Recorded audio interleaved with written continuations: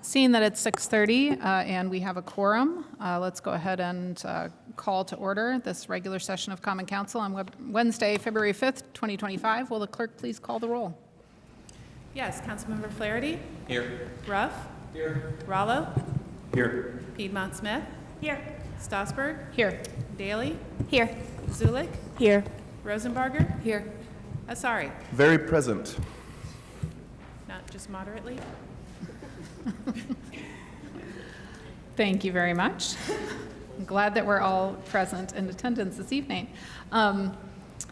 I want to start the meeting. I'd like to remind the public that as an alternate to reading the land and labor acknowledgement for the city of Bloomington, I'm starting meetings this year with various bits of information related to the history of segregation and persecution and milestones that have marked our societal progress toward equity and understanding of cultural differences and similarities. And tonight I want to highlight that, of course, it's February and that is Black History Month. And we kicked off Black History Month on Saturday with an event here in City Hall. And the theme of the Bloomington Black History Month this year is African Americans and labor, in recognition to the numerous ways that Black Americans have contributed to the infrastructure that built this country, both economically and actual physical infrastructure.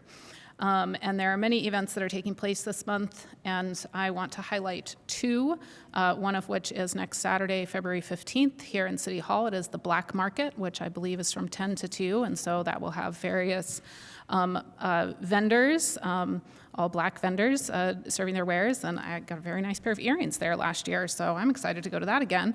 And that market is actually to pay homage to there was a Black market that was firebombed here in 1968. There's plenty of history about that online for people who want to dive a little deeper, but the location of that Black market was actually where People's Park is now, right on Kirkwood, and so there's also a historical marker there to commemorate that event. And then secondly, I just also want to highlight the Black History Month Gala, which is on Saturday, March 1st, to really finish up the month, and tickets are available for that. So I hope that people consider going.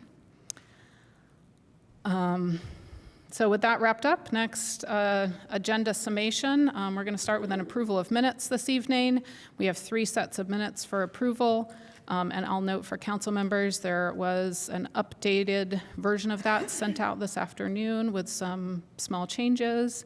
Then we will have a section for reports. 20 minutes is set aside for reports for council members, and then the mayor and city offices, where we have a report from the clerk tonight. Council committee reports, and then that will be concluded by our first period of public comment for items not on the agenda. So that will be the first opportunity for the public to come to the podium and make any comments. Next, we will have appointments to boards and commissions, and then we will have legislation for first readings, where we will first hear Ordinance 2025-05, which makes changes to Title II. And then we'll have our second readings and resolutions. There's actually one third reading in there tonight, and that will be legislation that we'll discuss and likely vote on this evening. We'll start with Appropriation Ordinance 2025-01 to additionally appropriate from the general fund for the Downtown Outreach Program. Then Ordinance 2025-03 related to amending Ordinance 2024-20 that fixed the salaries, or some of the salaries, of Bloomington departments. Next, we'll have Ordinance 2025-01, which is a third reading to amend the Curry PUD project, otherwise known as the Relado. And then we'll wrap up legislation with Ordinance 2025-04, which also amends Title II of Code to add the Transportation Commission. After legislation, we will have an additional period of public comment. We will have 25 more minutes for people to comment on items that are not on the agenda. And as a reminder, you can speak in one of those 2 periods of general public comment, but not both of them. We'll have any notes about council schedule, and then we'll adjourn. So we have quite a lot of things this evening. So shall we get started with those minutes? I move that the minutes from May 15th, 2024, September 4th, 2024, and September 18th, 2024 be adopted. Second. So we have a motion and a second to adopt those minutes. I assume that they're as amended and sent out this afternoon. Is that the intention of your motion? Forgive me, yes, I move that as amended Thank and you. sent out this afternoon in our packets. Thank you. Are there any questions or comments on those? Great. Seeing as we're all in person tonight, we can just do a voice vote on that. Everybody in favor say aye. Aye. Opposed? Abstain? Thank you. That motion carries. Next, we'll have reports from council members. I'll start on my left with Councilmember Asari. Do you have a report this evening? No report. Thank you. Councilmember Rosenbarger? No report. Thank you. Councilmember Zulik? Yes, thank you. So I know some of you may know that on Monday I had a listening session on the closure of Kirkwood and how we can make it better in the coming years, as there is now an indefinite seasonal closure of Kirkwood, which I am very excited about, and a lot of my constituents are very excited about, but not all of them. And so that's why I wanted to, talk to them about the different pros and cons of closing Kirkwood and how we can make it as accessible to the most people possible. Thank you to Bloomington Transit and everyone else who showed up, but yes, my dear friend Christopher MG over in the crowd. But so what Bloomington Transit said was that there are sometimes spare bus drivers in the seasons where students aren't in town, and that it might be possible to create kind of a shuttle program from parking garages to the side streets of Kirkwood to mitigate some of the issues that might come with a decrease in parking spots and especially accessibility spots. Additionally, the Department of Economic and Sustainable Development announced that there will be additional accessibility spots opening up on side streets. So if anyone has any other feedback on how we can make Kirkwood more accessible while simultaneously activating the space, please feel free to reach out. My email is sydney.zulik@bloomington.in.gov, and I would love to hear from you.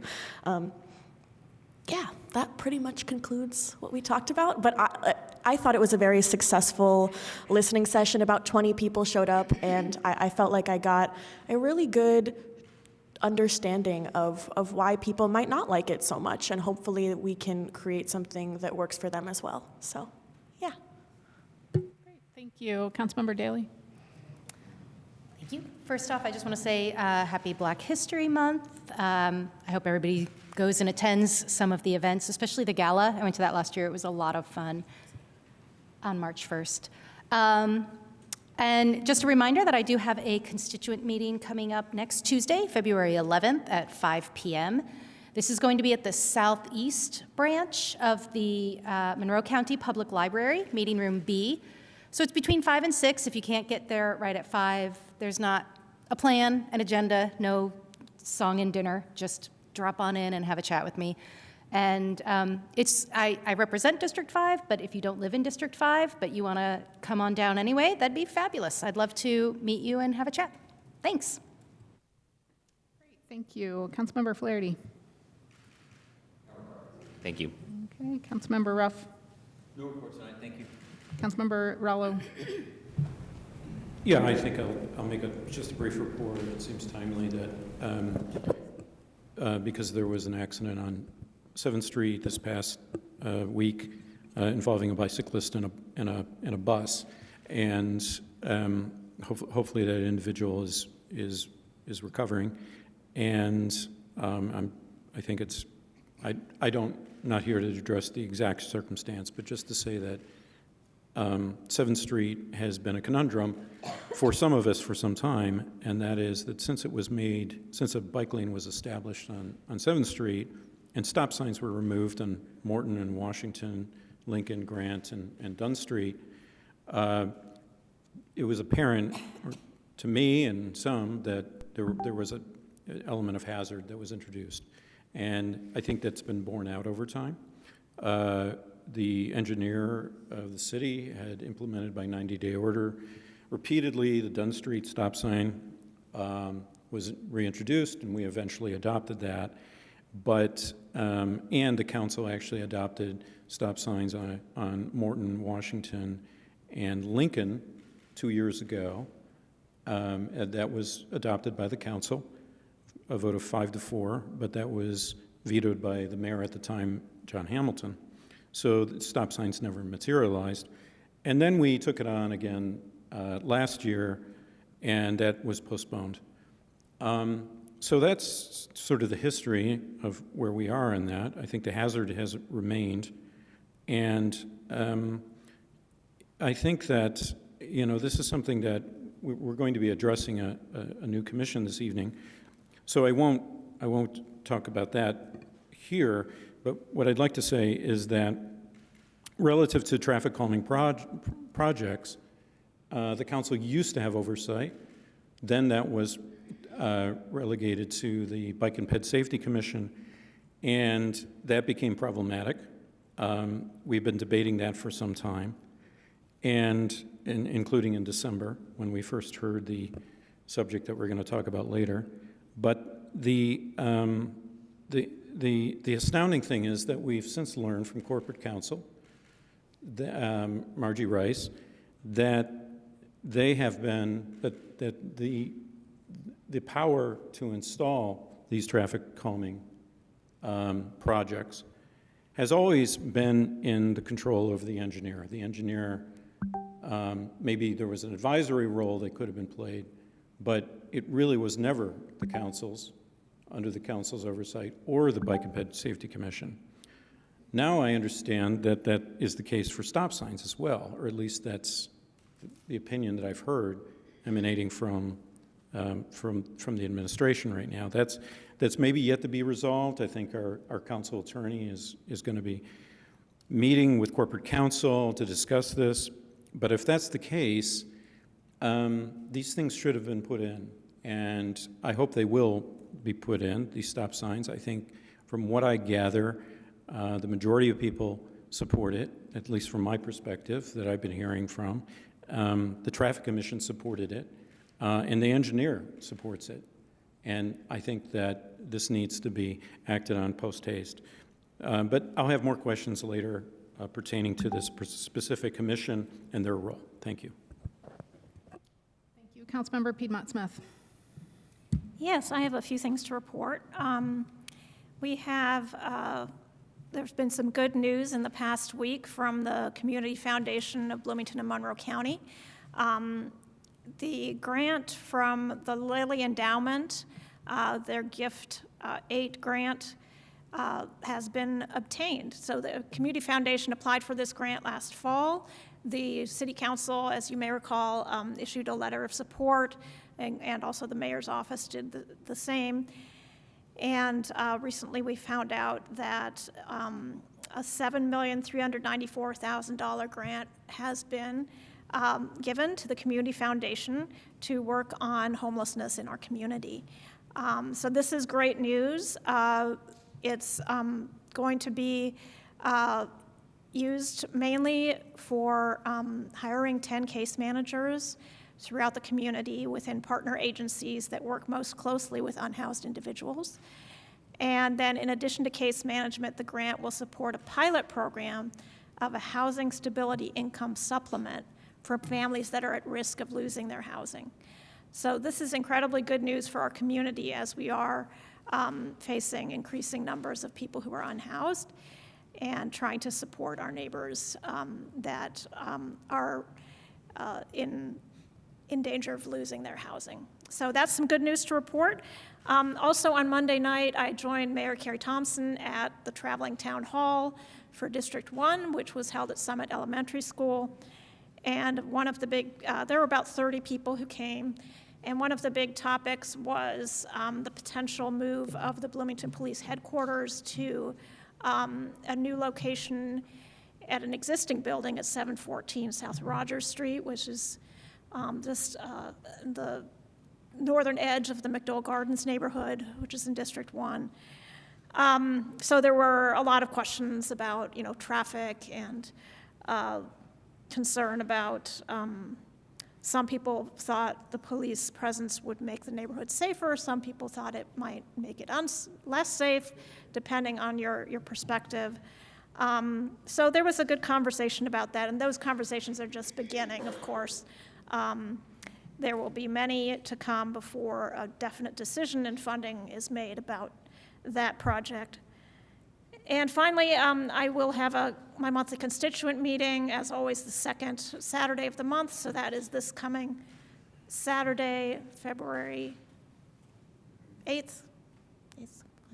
Yes. February 8th at 11 a.m. till 12 noon. It'll be via Zoom, and you can get the Zoom link on the City Council website. So that's it for my report this evening. Thank you. Thank you. And I just want to announce a constituent meeting for myself as well. It is not correct in my online calendar right now. My February is a little complicated. February 15th is a busy day, so my constituent meeting this month will be February 16th, which is a Sunday at 3 o'clock via Zoom. So that information will be uploaded correctly into the calendar probably tomorrow. So, thank you. Next, we will move into reports from the mayor and city offices, and we have a report from Clerk Bolden. Good evening, council members. My name is Nicole Bolden. I'm the city clerk. For those who may be visually impaired, I'm a brown-skinned black woman wearing a tan jacket and a floral print blouse. So, I try to come in front of you and give you a quick report every year at about this time. And I'd like to start by talking about boards and commissions. This year you started with 56 appointments to make. So far you've made 10. You may have 7 or 8 to make tonight, and that will leave you with the remaining 22 vacant seats for appointments. I do want to remind all of you that we can get through these rather quickly if you are responsive to scheduling requests for setting up meetings and attendance. So I'll leave that there, but I know that you all want to actually do your jobs, and we want to do ours, and we want to help you achieve your goals or your outcomes, as Councilmember Asari is fond of referring to. In 2024, just a quick update, we had 7,601 parking ticket appeals that came through out of 52,387 that were issued. Just to give you some numbers so you have a sense of what's happening. If you have more questions about it, I am happy to answer them for you. This year, we're off to a slow start, which I'm grateful for. It's given us a chance to breathe and see where we are. For minutes this year, one of the outcomes I said I wanted to really get to is making sure that we've gotten all our minutes to you. So we have 9 sets of minutes that are ready for approval. From 2024 through 2025, and there are still, for those of you who've been on the council for a while, there are still some minutes from some of my predecessors that are waiting to be approved, and we've kind of put that to the bottom of our priority list, but you will see those probably later this year. I don't want you to be surprised, and we can talk about how to get those knocked out with some speed. By the way, I'm kind of ripping through this report because originally it was planned to just be one little thing, but everything kind of kept growing. So my apologies for it. Next, today I had my board meeting at AIM, which is Accelerate Indiana Municipalities. Normally I don't report to you about those board meetings, but I did want to highlight a couple of things that were coming through. There are several pieces of legislation that will affect property taxes and our funding. I know you all are aware of it. I'm sure that Controller McClellan is aware of it as well. But AIM has a campaign called Replace, Don't Erase, and they're encouraging municipalities to pass resolutions. I do have the website available for you. It's aimindiana.org/RDE. I think that stands for the Replace, Don't Erase. So you can look at that, and they will have sample resolutions if you are so inclined as to pass a resolution. They did say that that's very helpful in terms of encouraging legislators to maybe not pass things that will be harmful to local municipalities in terms of their funding. So if you're inclined, they've got one in place, and I know that resolutions can go a little bit faster than ordinances. So I wanted to highlight that for you. Similarly, yesterday they had a hearing, and I don't know if any of you are aware of House Bill 1633, which was encouraging local elections to be moved to presidential years.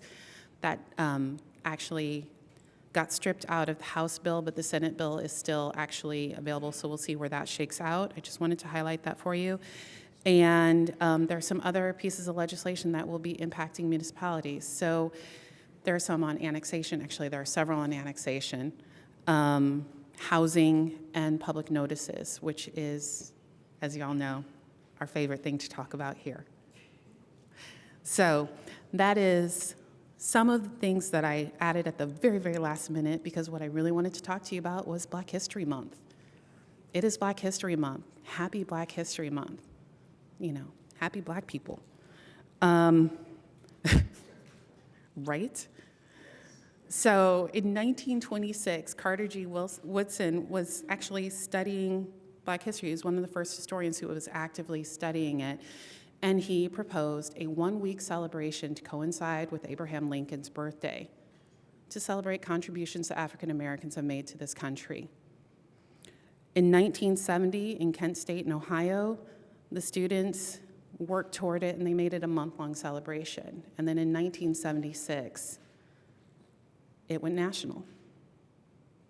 So I like to highlight this because this is something that started small, and historians and students and activists made it into something that we continue to celebrate. And we're celebrating Black history all year long, but this is the time we talk about it most. Yes? And so here we are. And we had our kickoff meeting on Saturday, and I saw a few of you there, event for the city. I saw a few of you there. I hope to see the rest of you at the remaining events for the rest of the month. I know you can't come to every one, everybody's busy, but we have the Black Market, which Councilmember Stossberg talked about on the 15th. We have our Black History Month poster ceremony on the 22nd, and the Black History Month Gala, which will be, okay, not technically in February, but it's on March 1st. And it's always a lovely event. Shatoya Moss always, and her department, always do a wonderful job in terms of giving us events and education and things that we can do in Bloomington and participate in being community together, and I really encourage you all to come. And last, y'all know I don't come up here and talk to you without giving you something to do every time. But I wanted to highlight something that Mayor Thompson said at the kickoff meeting. When talking about African Americans and their contributions to our country, to our town, she said, and yet too often that labor has gone unseen, unrecognized, and unrewarded. And I'm going to repeat it for emphasis: unseen, unrecognized, and unrewarded. We can do better. And so to start,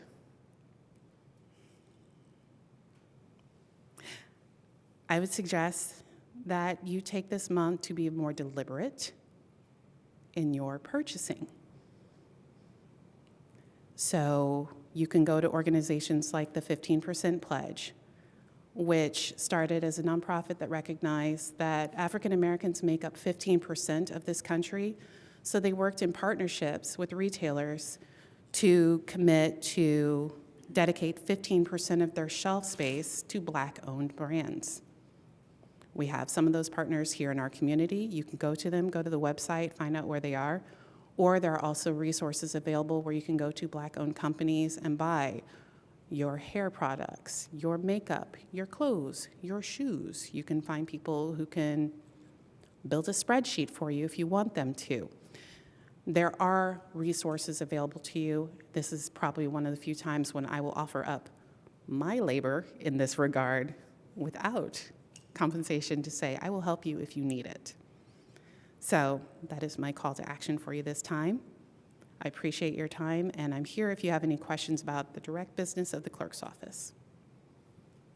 And thank you for the applause. Thank you. Does anybody have any questions for Clerk Bolden? Well, then thank you very much. Thank you. All right. Next on our agenda are reports from council committees. I am not aware that we have any reports from council committees tonight Wonderful. And next, we'll move on to our first period of general public comment. So this is a 20-minute period of time where we can hear from the public. You'll have 3 minutes to speak. And this time is set aside to speak on items that are not on the agenda this evening. So if you came to speak on something that is on the agenda, you can save the comments for that piece of legislation. But if there's anybody in chambers or online who would like to speak to something outside the agenda, please approach the podium. And if you're online, you can use the raise hand feature under reactions or send a chat message to the host. I don't see anybody moving right now, so I'm dawdling a little bit, waiting for our clerk to get back into position. Is there anybody online who wishes to make a comment? Okay, we don't, any takers in chambers? Oh, there is one person online now. Wonderful, go ahead.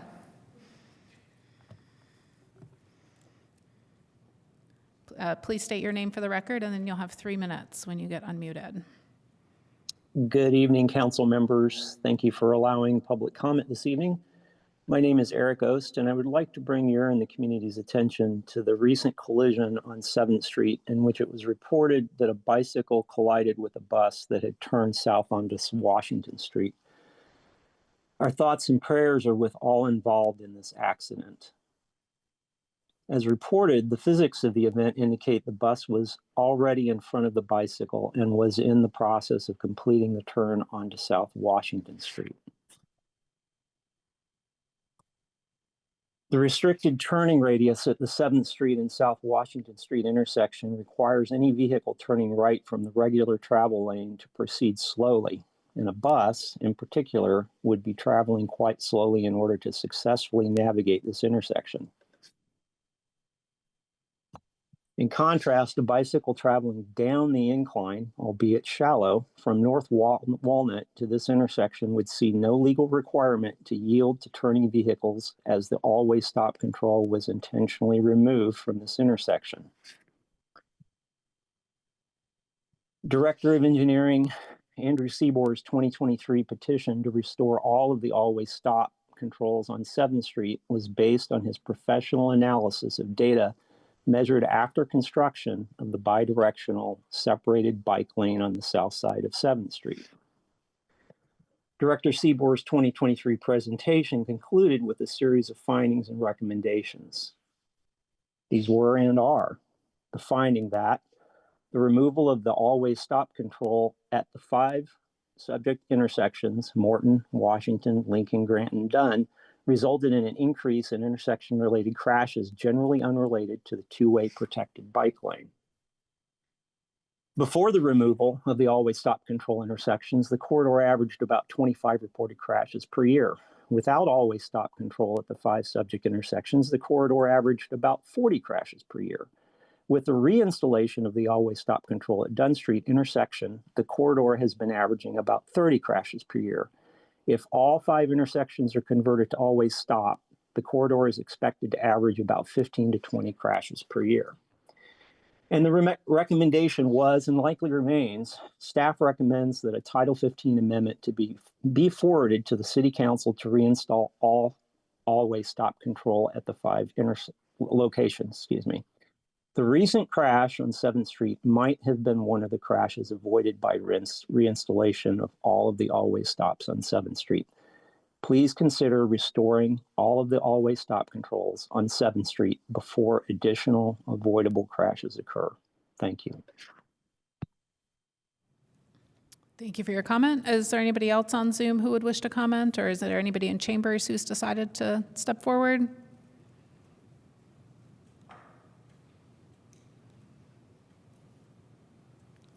All right, not seeing anybody and not seeing any notification that there's anybody on Zoom. We will carry on to appointments to boards and commissions, and I do believe there are some of those this evening. Councilmember Piedmont Smith. Yes, on behalf of Interview Committee B, I would like to make the following recommendations. For the Commission on the Status of Women, to reappoint Landry Culp to seat C4. For the Community Advisory on Public Safety Commission, to reappoint Kamala Brown Sparks to seat C6. It says Sparks Brown in the memo, but it's Brown Sparks. For the Environmental Commission, to reappoint Adam Martinez to seat C5. For the Bloomington Digital Underground Advisory Committee, to reappoint Mike Allen to seat C1. And for the Dr. Martin Luther King Jr. Birthday Celebration Commission, to reappoint LaTanya Wilson to seat C3. Second. Thank you. We have a motion and a second for that slate of appointments. Thank you to Team B, and thank you to all of those folks who have stepped up and shown interest in these various boards and commissions. Does anybody have any questions or comments about these appointments? All right. Seeing none, I think we can do a voice vote on this too. All in favor of these appointments to these, let's see, 1, 2, 3, 4, 5. 1, 2, 3, 4, yep, 5 appointments to these seats. All those in favor, please say aye. Aye. Aye. Opposed? Wonderful, that passes unanimously. For the record, Councilmember Ruff is out of the room. Are there any other recommendations? Councilmember Zulik. Interview Committee Team C, I move that for the Tree Commission, we reappoint Travis Harding to seat C1 and Stephanie Freeman Day to seat C2. Great, thank you. We have Tree Commission appointments. Does anybody have any questions or comments on those? Wonderful. All those in favor of these 2 Tree Commission appointments, please say aye. Aye. Opposed? Thank you, and that passes unanimously. Do we have any more? Councilmember Rosenbarger? Hi, thank you. On behalf of Interview Committee A, I would like to recommend Diana Opata to seat C1 on the Commission on the Status of Black Males. Second. Not in the packet. Councilmember Rosenbarger, do you want to say a couple more words about that?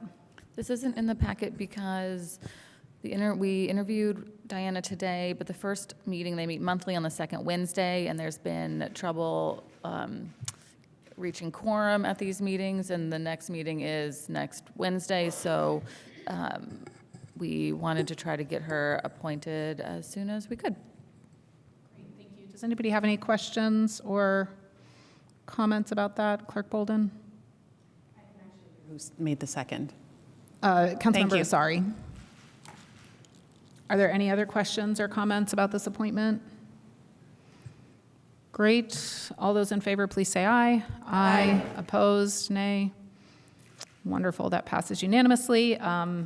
Big thank you out to all of the volunteers willing to serve on these different roles on boards and commissions. There's a lot of really great work being done by our boards and commissions. So thank you for all of that. And also thank you to Clerk Crosley, who helps arrange all of those interview committees and all the boards and commissions. Next, moving on to legislation for first readings.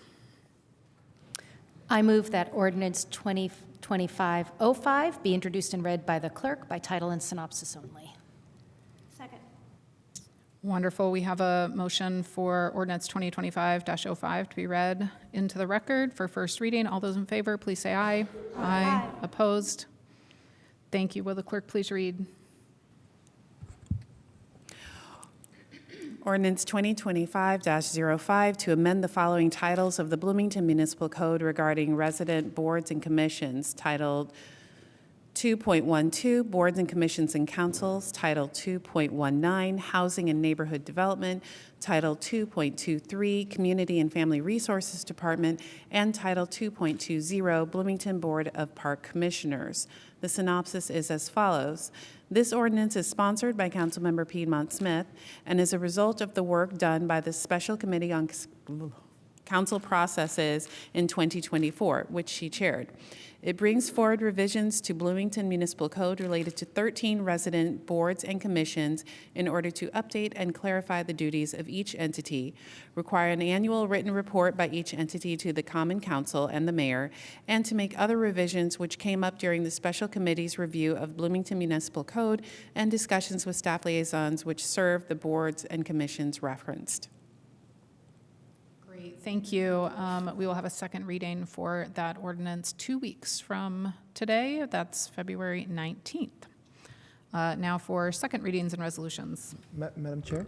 Yes? Would you entertain a motion to amend the agenda, just to change the order of some of our second readings? If appropriate. What is it that you're I'm wanting? wondering if we should put essentially do C and D before we do A and B. I did it that way for a reason, because I think C and D are, I think A and B are going to be shorter than C and D. Okay. And if I'm wrong about that, I'm really sorry to C and D, but, Yeah. Yeah. Same reasoning was why I was thinking of flipping them, but oh, yeah. okay. I'll let me make the motion and see what our colleagues think. So, Okay. Motion to amend the agenda to move items C and D in the place of A, and to flip A and B with C and D.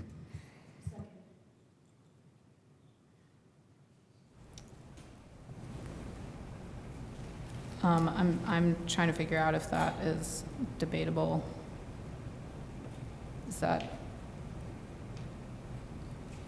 if our council attorneys or the parliamentarian could weigh in, is that a suspension of rules to change the order of the agenda?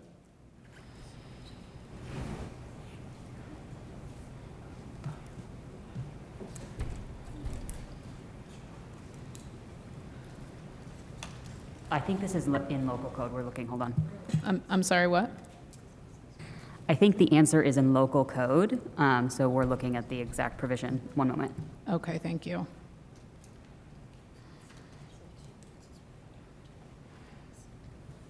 Well,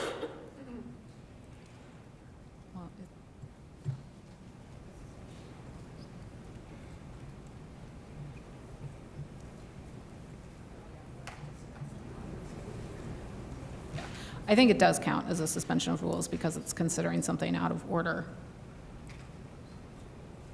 Unless it says something specific in our local code about changing the agenda.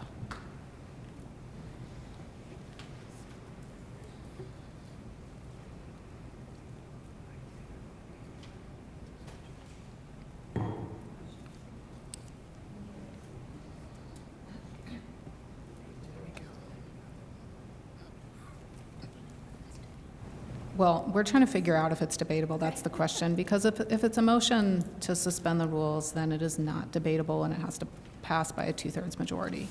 And I think that it does, but I'm going to wait for our attorney's verification on that.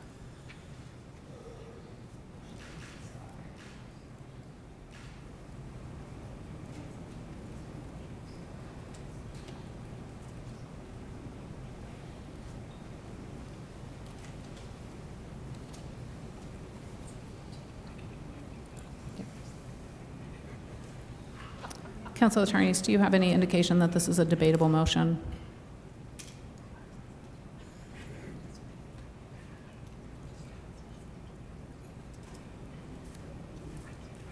We're still looking. Is there anybody interested in debating the motion? Yes, there is somebody interested in debating the motion if it's debatable, so.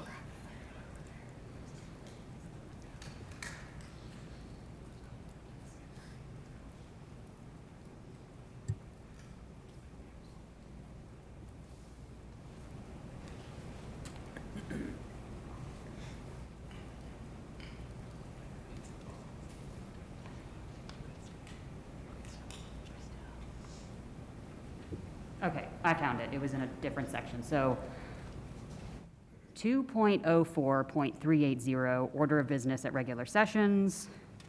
It says you can conduct your business in the following order. You may, by majority vote, amend the normal order of business.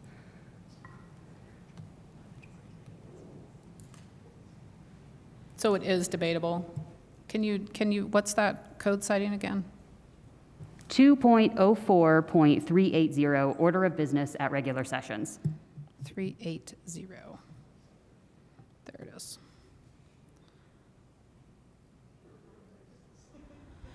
Okay, so I think that it is debatable. So Councilmember Piedmont Smith?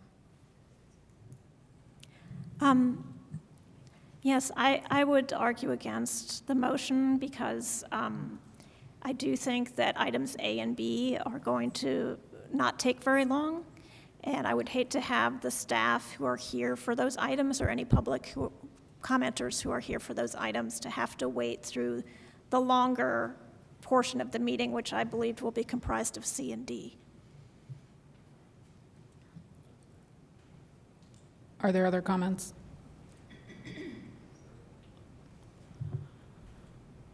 Okay, let's go ahead and move to a roll call vote on this. So Clerk Bolden, can you please call the roll on the motion to switch agenda items to put C first, followed by D, followed by A, followed by B? Councilmember Flaherty? No. Ruff? No.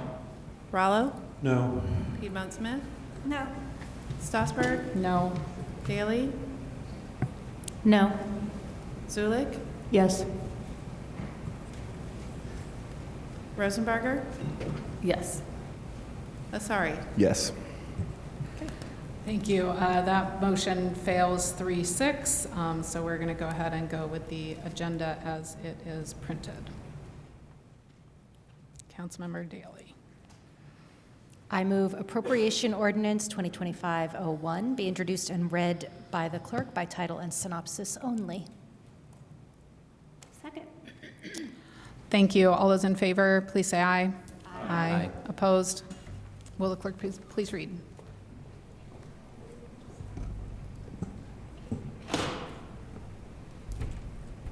Appropriation Ordinance 2025-01 to additionally appropriate from the general fund for the Downtown Outreach Program. The synopsis is as follows. This appropriation ordinance funds the Downtown Outreach Grant Program in the General Fund, Community and Family Resources Department for the year 2025 for $250,000. Thank you. I move appropriation ordinance 2025-01 be adopted. Second. Thank you. It looks like we have Controller McClellan here to present. Good evening, Council. Controller Jessica McClellan. I'm going to try to make this as simple for you to follow as possible. I made a boo-boo, and I want you to vote no on this tonight because I'm going to come back to you and appropriate the Downtown Outreach Grant out of the opioid settlement funds. And so just as a quick summary of the process, I did advertise this hearing in the Herald Times as required for this hearing date, and so we would like to hold that hearing. We'd like to give you guys the opportunity to hear that. I did initially ask the council to appropriate $250,000 out of the general fund to fund the annual Downtown Outreach Grant Program. This program has come out of the parking meter fund since 2018. We decided that is not an allowable expense out of the parking meter fund. We all agreed on that, and that I was going to come back in 2025 to give you a funding source. At first, I thought general fund, and then after looking at the recipients of the Downtown Outreach Grant and looking at what actually Monroe County has given their opioid settlement funds to, they are the same organizations that help people with substance use disorder, specifically opioid substance use disorder. I think it's a very good fit, and so that is why I want you to vote no on this in the general fund tonight, so I can come back to you with the same request out of a different fund. Do council members have any questions for the controller about this procedure this evening? Just a quick one. And Councilmember, sorry. Why we can't just amend it in state currently, if you could explain. Good question. I would like to because it is an additional appropriation, I'm going to re-advertise it out of a different fund, and so you can't amend it tonight. We did look into that with Council Attorney Lehner, and we can't amend it tonight because I'm going to re-advertise because we have to let the public know that we are appropriating a budget out of a different fund. Great, thank you. Are there other questions? Okay, we've got to go to public comment with this. Is there any member of the public who would like to make a comment about Appropriation Ordinance 2025-01? If you are here in chambers, go ahead and approach the podium. If you're interested in commenting on this online, on Zoom, please use the Reactions tab to raise your hand or send a chat meeting to the host. I don't see any takers in chambers. Do we have any takers online? The public comment period is also the public hearing. Correct. Yes. Thank you for that clarification, because this does need to count as the public hearing for this. All right, seeing nobody, we'll go back to council for any council comments or additional questions. Does anybody have anything they want to say? I'll just say real quick, a thank you to the controller, and we'll look forward to seeing this at first reading again out of a different fund on the 19th of February, and then another hearing on March 5th is the current plan. Madam President, could I ask one quick question? Yes. It just occurs to me. My question is, what's the longevity of the opioid settlement? Is that going to be something that we can expect in perpetuity? Because parking would be. So is it? 15 years. 15 years, okay, good. Yeah, it'll be sufficient to fund it for those 15 years, and there'll be there'll be other funds that the city is working on with other, the city is working with the other providers in the city to use those funds too, to decide on the plan. Got it, thank you. Great. Any other last comments or questions before we vote? Great. Will the clerk please call the roll on Appropriation Ordinance 2025-01? Councilmember Ruff? No. Rallo? No. Piedmont Smith? No. Strasburg? No. Daley? No. Zulik? No, and bless you.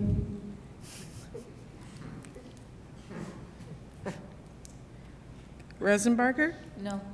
Asari? No. And Flaherty? No. Thank you. Thank you. So that ordinance fails 09 as requested by the controller. Next. I move ordinance 2025-03 be introduced and read by the clerk by title and synopsis only. All those in favor, please say aye. Aye. Opposed? Motion passes. Will the clerk please read?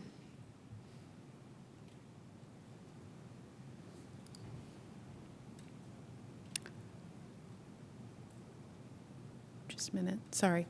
Ordinance 2025-03, an ordinance to amend Ordinance 2024-20 that fixed the salaries of appointed officers, non-union, and AFSCME employees for all the departments of the City of Bloomington, Monroe County, Indiana, for the year 2025. The synopsis is as follows. This ordinance amends Ordinance 2024-20, which fixed the salaries of appointed officers, non-union, and AFSCME employees for the year 2025. The amendment comes at the request of the Human Resources Department to reflect changes to several non-union positions within the city. Thank you. I move ordinance 2025-03 be adopted. Wonderful. Thank you very much. Who do we have here to present this evening? Please state your full name for the record. Good evening. My name is Erica DeSantis, and I'm the Director of Compensation and Benefits here for the City of Bloomington. Today, we are presenting additional amendments to Ordinance 2025-03, which seeks to amend Ordinance 2024-20, the ordinance that sets the salaries for appointed officials, non-union, and AFSCME employees across the city. Tonight, we are presenting the first round of changes that have emerged from our work process. WORK, which stands for the Workforce Evaluation and Realignment Committee, is the appeals process for salary grades set last year based on existing job descriptions and org charts. WORK allows department heads to restructure their organizational charts, rewrite job descriptions, and present them to be reevaluated. We will bring other changes throughout the year as we process those revisions. As you know, in October of '24, council members requested an amendment to address pay grade assignments within the planning department. Planning was one of several departments already in the queue for additional review to better understand the department's structure, recruitment needs, and to ensure transparent communication regarding HR processes and best practices. Today, we are bringing forward further revisions to the salary ordinance based on these discussions and additional feedback from other directors experiencing critical needs within their own departments. The purpose of the salary study is to enhance our compensation practices. We've always anticipated that the implementation would occur gradually, with improvements being rolled out in phases over the course of several years. This is not a one-time process. Every 2 years, we will conduct a full check against the market and what we have learned about the effectiveness of our policies. But we do face certain limitations in implementing changes this first year. First, the controller allocated $6 million for 2025 to cover increased salaries and their related benefits. More than 2/3 of those funds have already been dedicated for initial adjustments at the start of the year, and changes resulting from the work committee process, like the ones we're bringing today, will take more of them. Second, many positions at the highest pay grades of the city are not yet aligned to market standards, which would likely require us to expand the top end of our pay structure even further. But our first focus is making sure making as much progress as possible across all grades. Still, salary caps for other roles, salary caps at the highest levels do create downward pressure on other roles, so we know we will not resolve all salary problems immediately. Nonetheless, it's important to note that many roles, especially those with longevity, receive very significant pay increases. Additionally, the city is currently conducting a study on compensation for AFSCME employees. Until we've received the results, we are cautious about making further substantial adjustments to non-union positions, as these may draw from the same limited funding pools. And finally, and definitely worth noting, due to the political landscape, there is significant uncertainty at both the state and federal levels regarding funding, which could significantly impact the city's budget and our ability to sustain these changes in future years. We believe caution is warranted. It's important to understand that the grades were determined initially based on existing job descriptions, which were reviewed to understand similarities across positions within the city. This work was primarily conducted in the first part of 2023. Implementation of the results was paused in the fall of '23 to ensure that the new incoming administration could review and provide feedback on the proposed structure. And then, of course, during this time, positions evolved as departments adapted to changing needs, requiring us to repeat certain processes and reassess certain recommendations. We then took additional time to gather the feedback from both old and new department heads, making adjustments based on their input and market research. Our goal is to build a compensation system that is transparent, equitable, and sustainable. With input from department heads and further market analysis, we believe we have arrived at a well-informed set of recommendations. Since the October council meeting, HR and our consultant, Kelsey Gregory, have worked closely with David Hiddle, the head of the planning department, to study the job description, to study updates to job descriptions for various planning staff. These updated descriptions align with the planner and planning manager job levels in the new compensation structure, adhering to the required qualifications and experience for each, making grade determinations straightforward.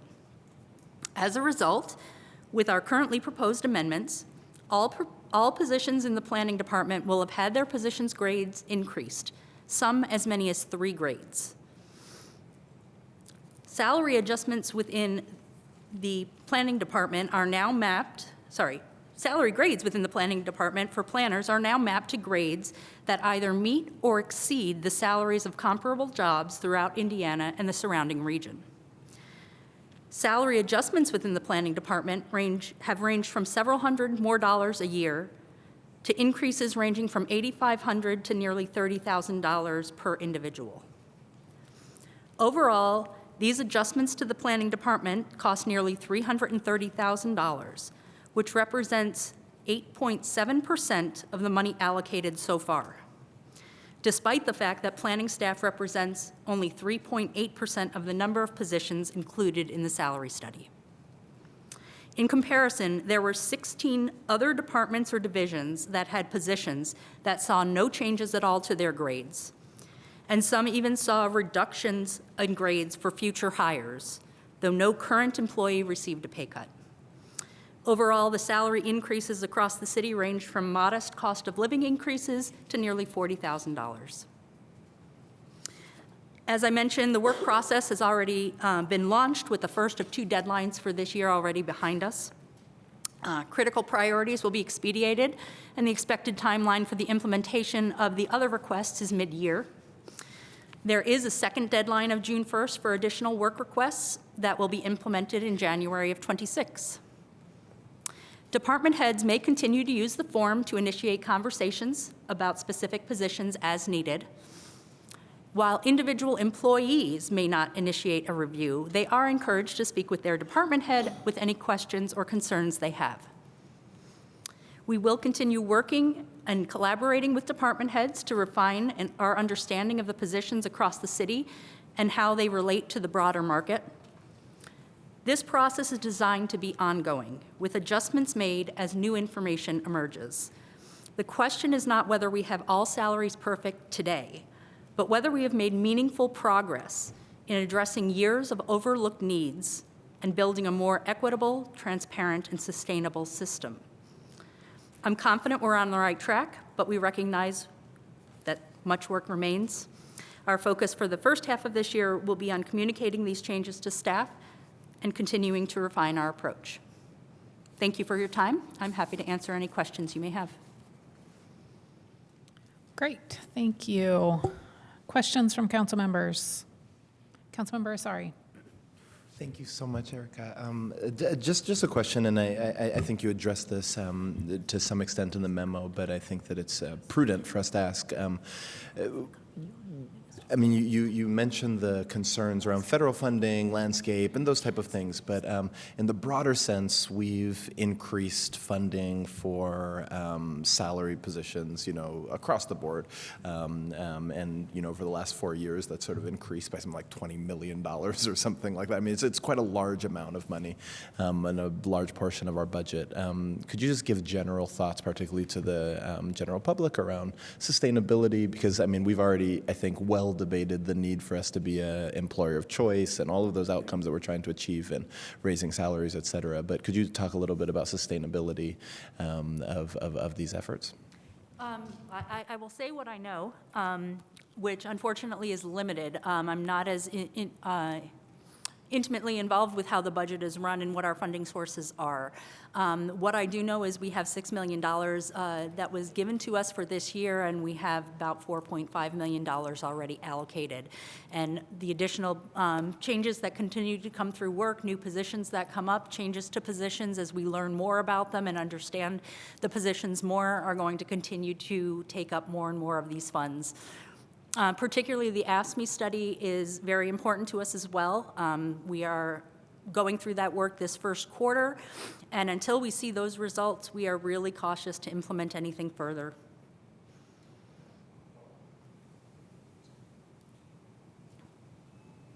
Go ahead. And then just again for clarifying sake, so this is stage 1.5 of a multi-year process as well that we'll continue to do in years to come, right? In terms of resetting, doing market analysis, et cetera. Absolutely, yes. This was always intended to be rolled out over several years. We have had such a deficit in terms of our salaries for so many employees for so many years that we cannot correct them all at once, all in one year. So we are making the adjustments that we feel are most sustainable for the city right now, that impact the majority of the city employees, and we are going to be continuing to drill down onto the issues that department heads still see. Great, thank you. Other questions? Councilmember Daley. Hi, thank Thank you. So I think I'm tugging on that same thread a little bit, but I just want to follow up and make sure that I'm clear on this. Because at the end of last year, we had brought forward an amendment to adjust some of the pay grades in the planning department, which you did talk about extensively in your presentation. And so it seems some of them are addressed, but not all of them. I noticed, for example, aside from the director, the 3 highest positions were not included in this. Can you talk to me a little bit about why? I think maybe you were touching on it, but can we just get some clarification? Thank you. Absolutely. Right now, we have 14 pay grades. The top 2 pay grades are reserved for department heads or administrators. We also have a policy right now that an assistant director in a department is 2 levels below a department head. So if we have a level 13 or a grade 13 director, as we do in planning, the highest assistant director they could have is 11, which means the highest staff underneath that can be a 10. We are already maxed out at the top of that scale. I will say that the initial recommendation from our salary study came back and said that we should explore going to 17 grades. We felt that was not sustainable initially. We felt it would be sticker shock. It would also increase so many of the salaries of the highest paid officials that we thought it would bring more disruption. So we elected to go in the middle and to do 14 and to implement these changes. But we do expect that in future years we may need to come back and expand the system even further. So for clarification, then, so the administration sets basically the rule that they cannot go within 2 pay grades of the director? That is So what that's we set that? Yes, that is what we've decided because we have division heads, department heads, office heads, and we're trying to make sure that there is a logical progression that goes down.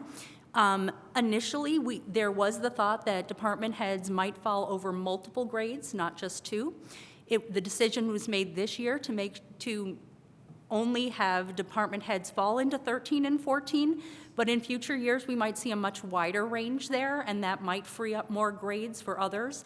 But right now, because we have the department heads, then division heads, then others, we feel that this is the structure that is needed within the city. I'm just tugging on this a little more because it feels a little arbitrary, so I'm trying to figure out, is there data behind why that number, why that chasm between the pay grades? It's a great question. I honestly don't recall the discussion. I'm thinking back to 2023 because I believe that's when we made the decision. It was under Mayor Hamilton. I'll have to get back to you on that. Thank you. I appreciate that. Other questions? Councilmember Piedmont Smith. Appropriate time to move Amendment 1, which is just a correction of a typographical error. We can do that. I had a question kind of pulling on the same thread, though, so maybe should we do that first? Okay. So I'll go ahead and ask my question, kind of pulling on that same thread of wage compression, because in the planning department specifically, it's you raise some things, but not some of those intermediate, director kind of positions. So is there concern right now about wage compression specifically in that department? Not specifically in that department. There is across the city as a whole, yes. I mean, definitely within planning we have wage compression, but we are seeing that across every department. Okay. And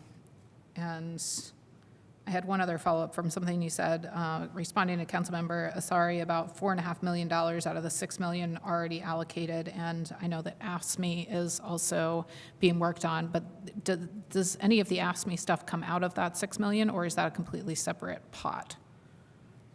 That's a great question. It's my understanding that they may all be coming from the same limited funding pools, but again, I don't have great knowledge as to the funding sources Okay, behind do we this. want to? I'll step in to say that $6 million. If you could introduce yourself formally, that'd be great, thanks. Sorry, Shar Paycheck, Director of Human Resources.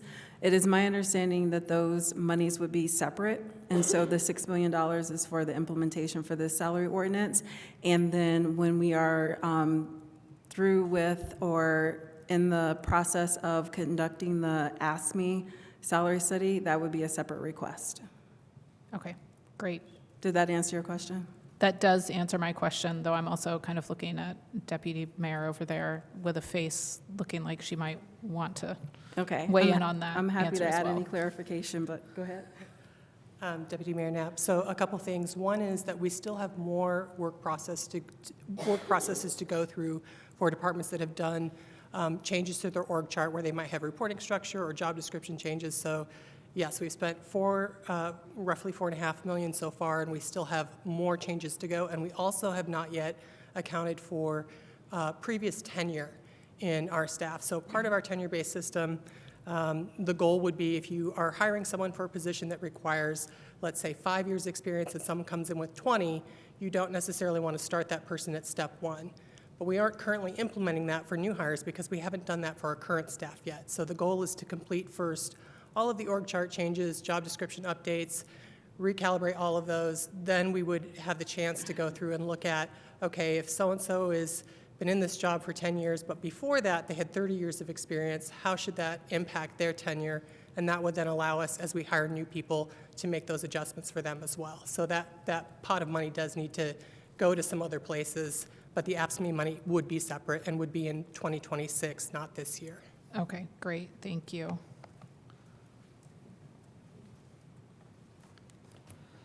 All right, other questions, or should we do Amendment 1? Amendment 1. Councilmember Rosenberger. Oh, thank you.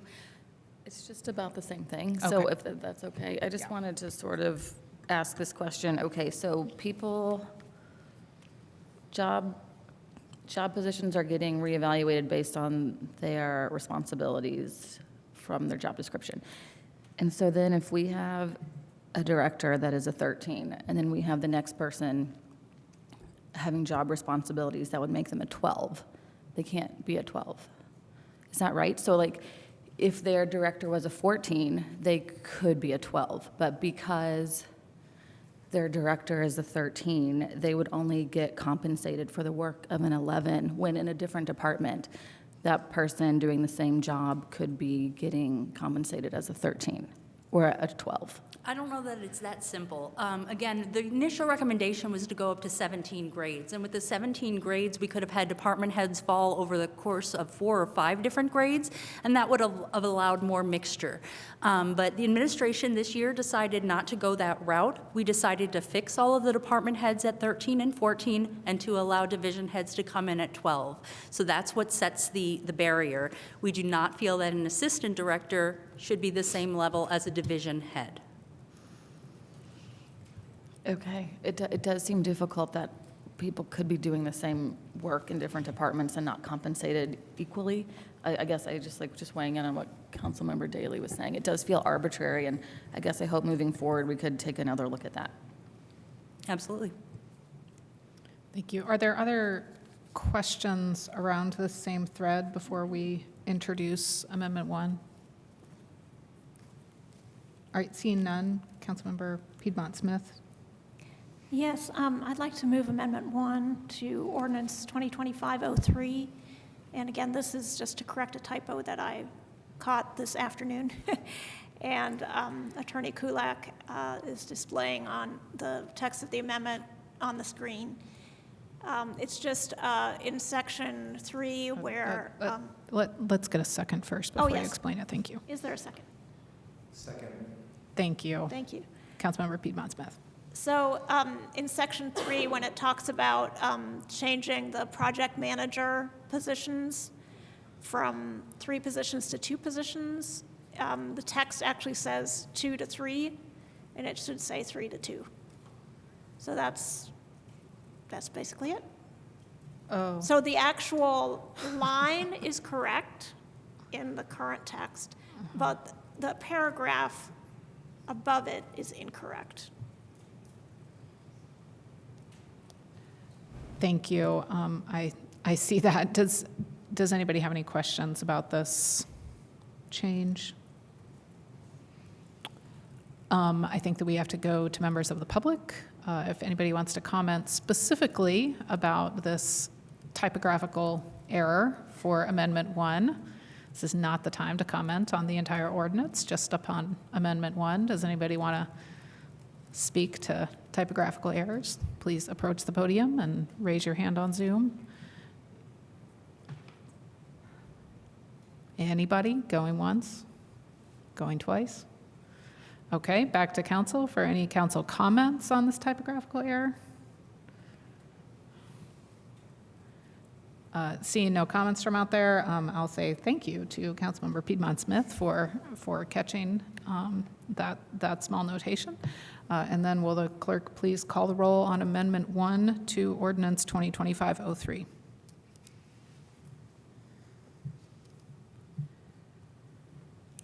Councilmember Rallo? Yes. Piedmont Smith? Yes. Strasburg? Yes. Daley? Yes. Zulik? Yes. Rosenbarger? Yes. Asari? Yes. Flaherty? Yes. Ruff? Great, thank you. That amendment passes 9-0. So now we are back to the ordinance as amended to either continue first round questions or if anybody has second round questions. I do have one more. There are some elimination of positions in the engineering department. Are those positions currently filled by anyone? They are filled, but these positions are being eliminated to create a different position that those staff members would be moved into. It's basically like a reorganization of the department a little bit. Okay, so those added positions up there in the engineering department are basically going to, so the eliminated positions are going to turn into those positions, and Correct. the people currently employed are qualified, et cetera, and interested in those Yes. new positions as they're written? Yes, that's correct. Okay, great, thank you.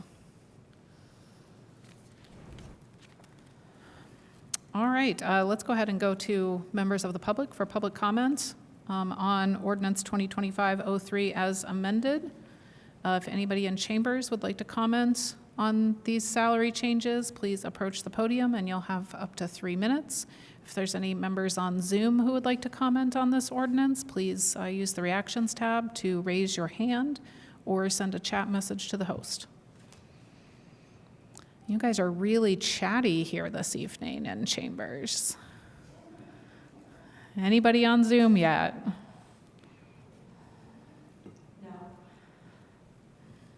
And nobody making any moves in chambers. I guess we are back to council with any last questions or comments.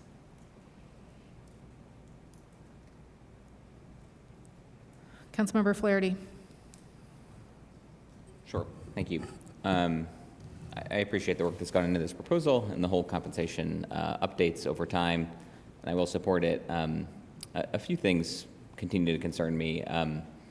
One, and this is kind of tangential, but there's a grade 1 position in the salary ordinance amendment. So I should mention that by most accounting of living wage, our grades 1, 2, and 3 do not pay living wages at significant portions of those ranges. I've discussed this some with my colleague, Councilmember Ruff, and others. We have a living wage ordinance, but it's was set at $10 about 20 years ago and raises with the Consumer Price Index. Consumer Price Index is, of course, national. It doesn't reflect local conditions, housing costs, et cetera. And there's a number of reputable calculators out there that actually do take those factors into account. And a living wage in Bloomington is something like $40,000 to $42,000 a year. I've been preliminarily working on some legislation to address that shortcoming, but I thought I shouldn't let the opportunity pass to mention it. And that's a challenge I have with the bottom ends of the pay grades for positions. I think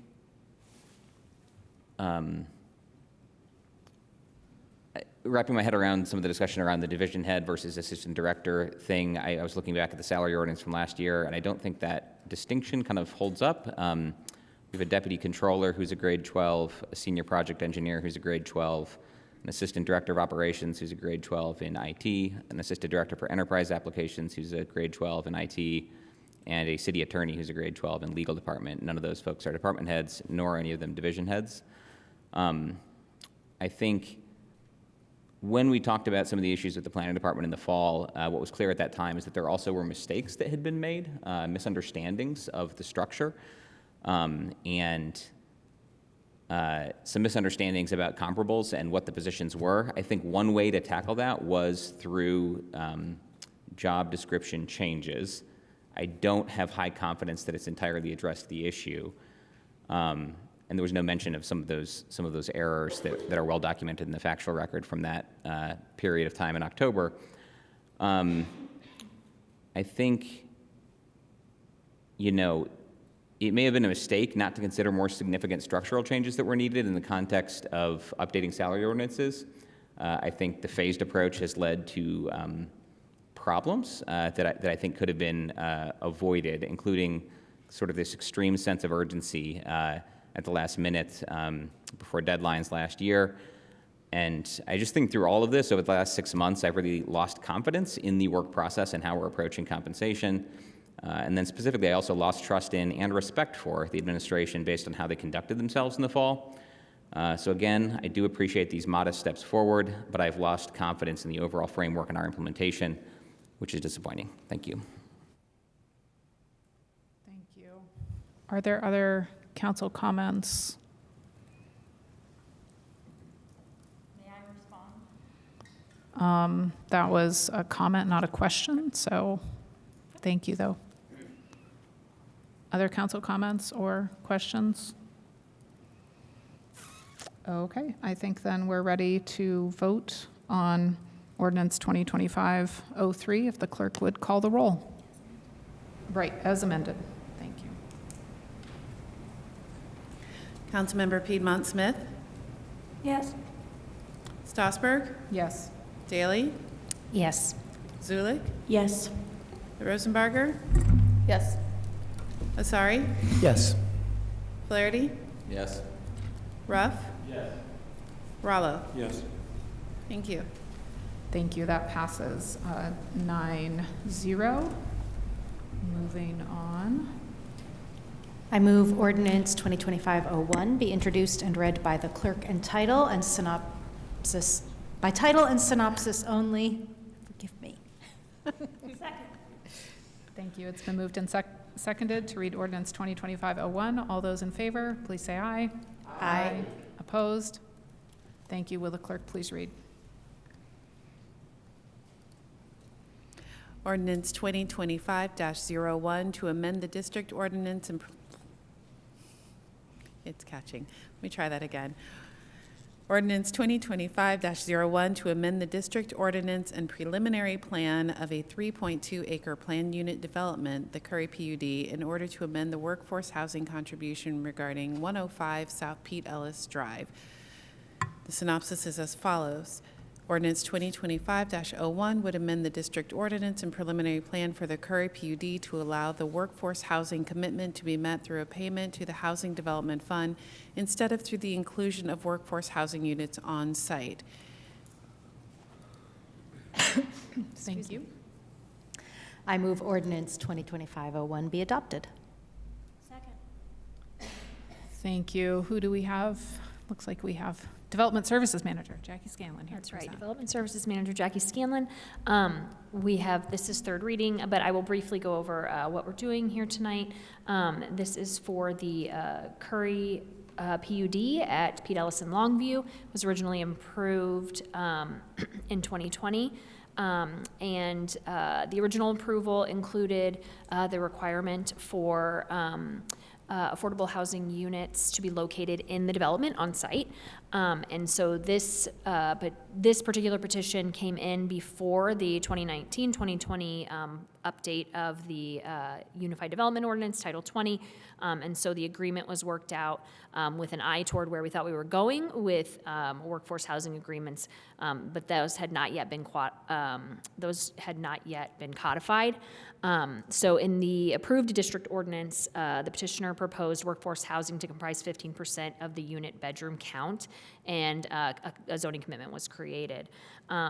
They did amend the PUD for some other changes later in 2021, but did not alter the workforce housing agreement. In June of 22, the council amended the UDO to make payment in lieu an option for incentives more viable than they were under the 2020 version of the UDO. So this particular petitioner has stated that they have had issues filling the 52 bedrooms that are 15% of their bedrooms on site. They've been working with the Housing and Neighborhood Development Department for, I'd say, more than a year on working on how to improve that process for themselves. And then they have decided to come, they came to the conclusion that they would like to come back and ask to amend their PUD in order to be able to have the payment in lieu option available to them instead of the units on site. So to change their commitment from units on site to payment in lieu. So at the time, the contribution was, as stated in the administrative manual, as set by hand, was $20,000 per bedroom for 15% of the bedrooms in the development. Again, that equaled 52 bedrooms on this site. So using that formula to come up with a dollar amount for payment in lieu, it would be $1,040,000 toward the Housing Development Fund. So when we were here last time, there was some confusion. There were a couple of documents floating around, a couple of agreements, but one zoning commitment has been prepared. You aren't approving a zoning commitment, but it's in your packet if you'd like to review, and we do think that that's going to be the final draft and has been signed off on by the petitioner as well. So I can answer any questions. Thanks. Thank you. Are there questions from council members about this? No questions from council members? Councilmember Flaherty. Staff and petitioner both, when we heard this last, about kind of trying to compare the proposed payment in lieu versus the value of the current zoning commitment. And I got some numbers, and I was a little confused about the exact details, but because there were kind of a couple different numbers for 120% and for lower, compared to market rate.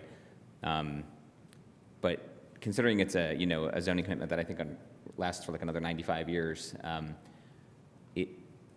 it seems like in most scenarios that I'm looking at, the value of that far outweighs the value of the payment in lieu. And initially I was thinking like a net present value calculation that used like a discount rate for inflation was necessary to make that comparison, and it still looked like the current commitment was more favorable. But I actually don't think a discount rate's appropriate because the value increases over time as rents increase over time. So it's, what I'm getting at is, has staff come to a conclusion about that, either hand or planning? Because it seems to me that it's just the payment in lieu is not as valuable as the current commitment in terms of affordable housing impact. Sure. It might be in the near term because of the power of the spending power right now, but over the, Yeah, I think I'll let Housing and Neighborhood Development staff is here and let them answer that question. I will say that I think the way that it was kind of described to us was that they don't have 52, they haven't had 52 at all since they've been open. They've had 25 is where they were at when we were at Plan Commission. And that we don't have, or like, how we would ensure that we were going to get that 52 over time. How can we go about doing that? When we started with the on-site units in the 2019-2020 update, which this petition actually predates, as I said, I don't know that the administration did a good job of setting in place, how we were going to track those different petitions. So I think from an administration and enforcement standpoint, I'm not sure that there's a good long-range plan for making sure that those 52 can actually be filled for the next 94 years. So I think that's kind of how, when the discussions were happening about changing this, it was between the petitioner and hand. But when they talked to us about, going forward with it, I think that was kind of the impression that I had about some of the reasoning.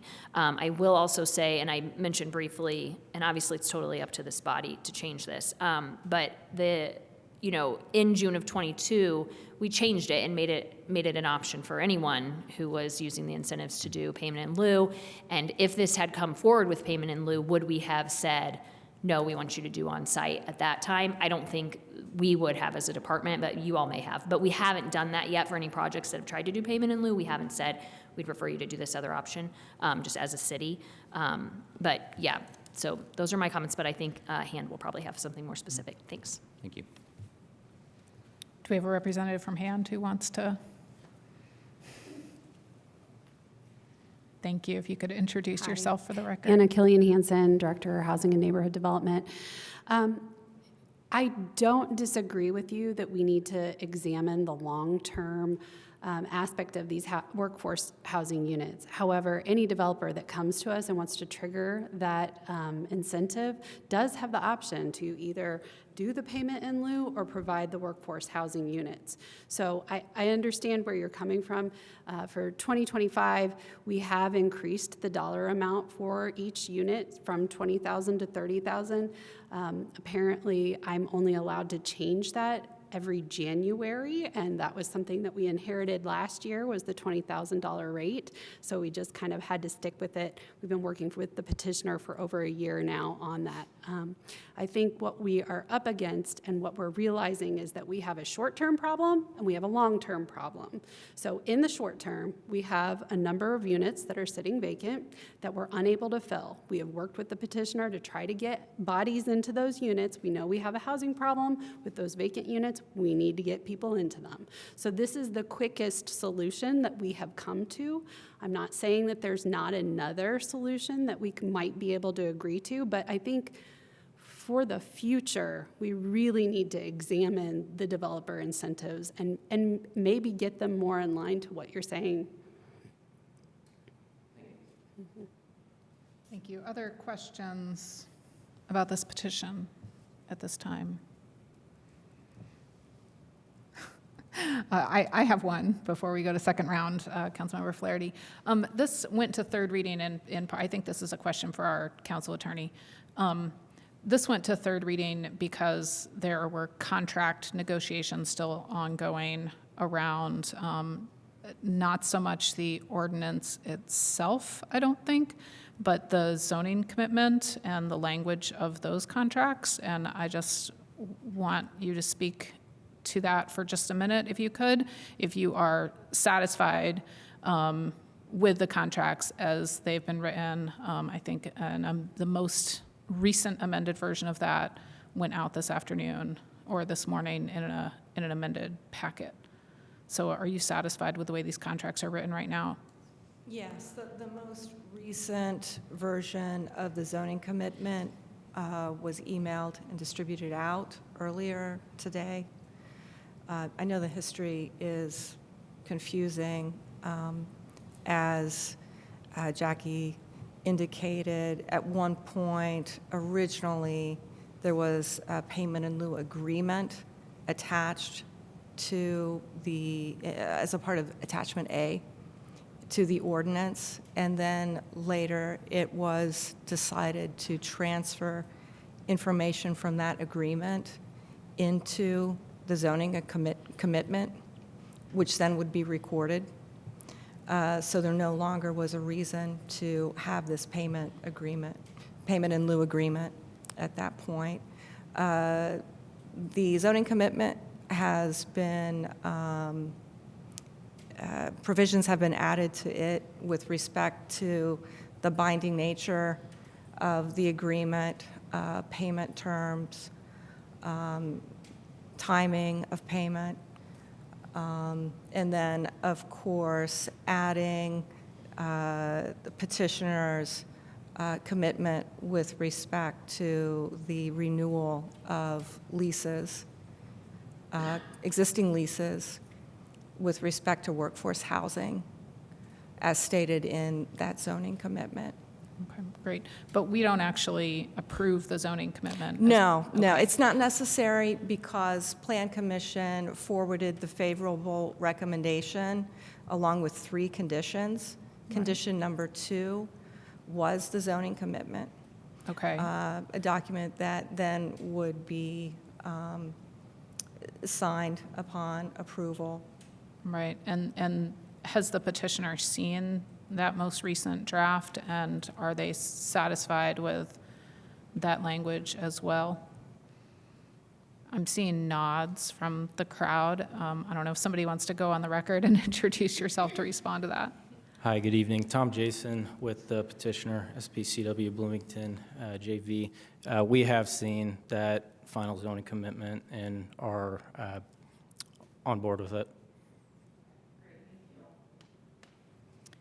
Other first round questions before we go back to Councilmember Flaherty for a second round? Councilmember Flaherty. I guess I was looking for more information too about the enforceability kind of question that Ms. Scanlon got to, which is there, I appreciate all the good faith the petitioner shown in terms of working diligently with the city to try to fill units and address that, and I know progress has been made. Am I understanding correctly that there's essentially no teeth for enforcement on the city side with respect to committed affordable units in buildings, that there's no way to say you're not filling them, so you owe some money instead or something, or we'll find folks to fill them through a portal, or That I know I was going to have to answer a question about. But I think for planning, obviously, I would have to look at the wording of the original approval. Because obviously, we can send notices of violation if you're not in compliance with an approval that you have from the department or from Plan Commission. So I'd have to look at the wording. It would just be difficult, in a situation where they're working with the, a department of the administration, and that department is saying like they are doing everything they can and they cannot fill these rooms or, fill these units, then for us to do enforcement might be difficult, is kind of what I was saying. Okay, thanks. Mm-hmm. Any other questions before we go to public comment? All right, let's go ahead and go to public comment then on Ordinance 2025-01. If there's any member in chambers who would like to make a comment on this, please approach the podium. If you are online, please raise your hand using the reactions tab or send a chat message to the host. We've been really chatty so far here in chambers, so I'm expecting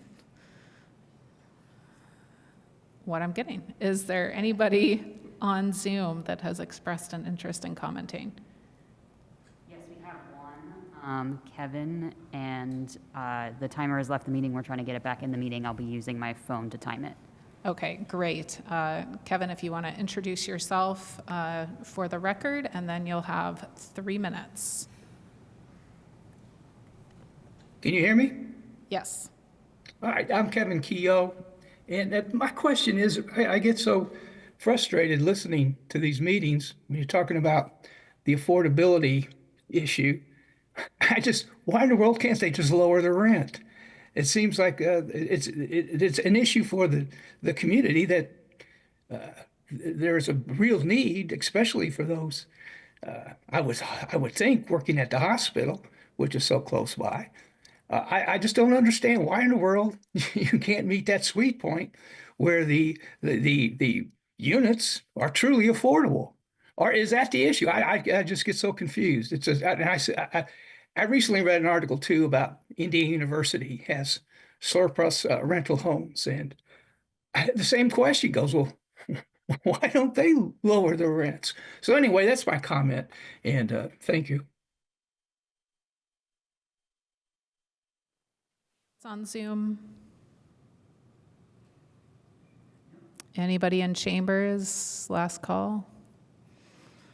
Okay, council members, are there any questions? Let's do questions first, if any came up, as opposed to comments. I would like to remind council members that we did change procedures last year, that we have 5 minutes for closing comments and then 2-minute rebuttal if we want it. I'm not sure that those timing things have always been up on the board, but let's questions. Piedmont Smith.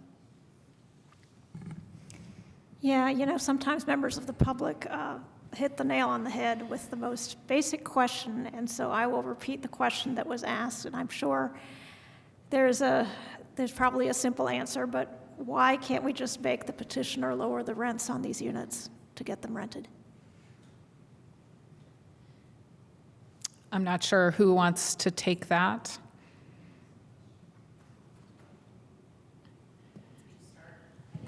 Who is we? So like who, maybe you can do it, I'm not sure, that would be a question for your council. Like, can council do that?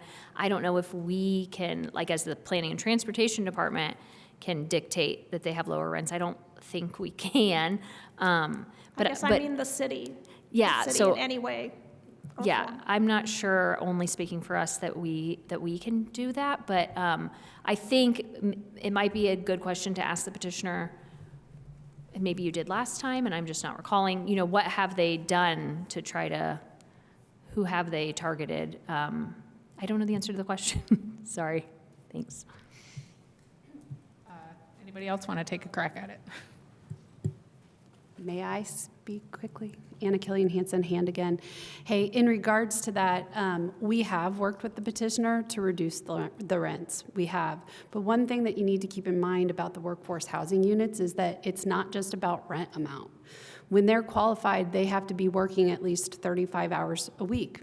They cannot be on their parents' FAFSA, so they can't be a student working at IU and only on that. They have to be independent. So there's a lot of criteria that go along with these units. And I think that I've mentioned this before, but when you rent by the bedroom, when they're furnished, they're student-centric, in my opinion. And they're difficult to lease, especially when you're targeting that 80 to 120% of the area median income. They have reduced the AMIs. They've tried to get more people in there at a lower rent amount, but it's not just the rent amount. There are other criteria as well for those units. Thank you. Does that answer your question, Councilmember Piedmont-Smith? Well, I mean, I guess I would appreciate hearing from the petitioner, as I do recall when this was approved in 2020 that it was discussed not as a student housing development. And so to, hear that it's can't be rented to students, it doesn't carry a whole lot of weight with me. So if you could speak to why not reduce the rents further to get these rented? Sure. So our original workforce housing commitment was at the 100 and 120% AMI levels. And after talking with Han, which our first conversations were before we even opened, but after a few months of just checking where our progress was at and having limited success, we met with them and ultimately agreed to lower a majority of our target rents to the 80% AMI levels. And in 2023, we signed 17 out of the 52 units, and then at the time of the Plan Commission meeting in December 2024, we had only been able to sign 25. So reducing our rents only resulted in a small increase in the number of leases that we were able to sign. And as it relates to or to try and answer your other question about the student-centric nature of this property, yes, we do rent by the bed,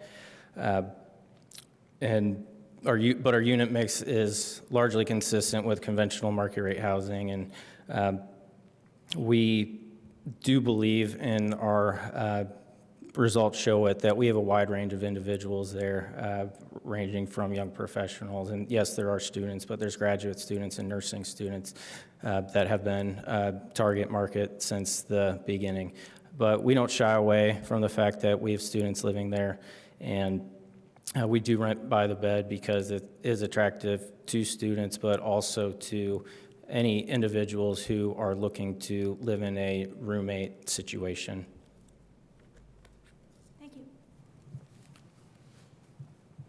Other questions? Councilmember, sorry.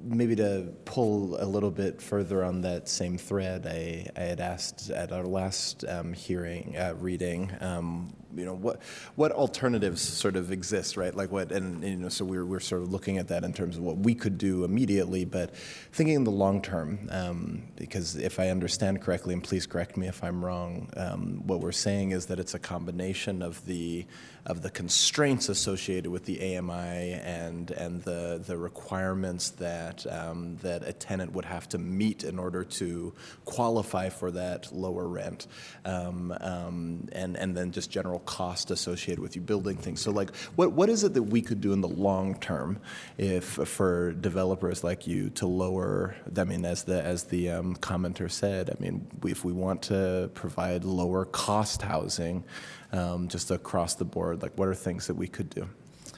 Yeah, it's a great question, and I appreciate it. I think the biggest challenge or one of the big challenges that we had here, which Director Killian Hansen or Ms. Scanlon touched on, was that this zoning commitment and the general terms of the workforce housing agreement were committed to before the program in its entirety was generated. And so I think the biggest thing from our perspective is just clarity and a clear path of what the requirements are.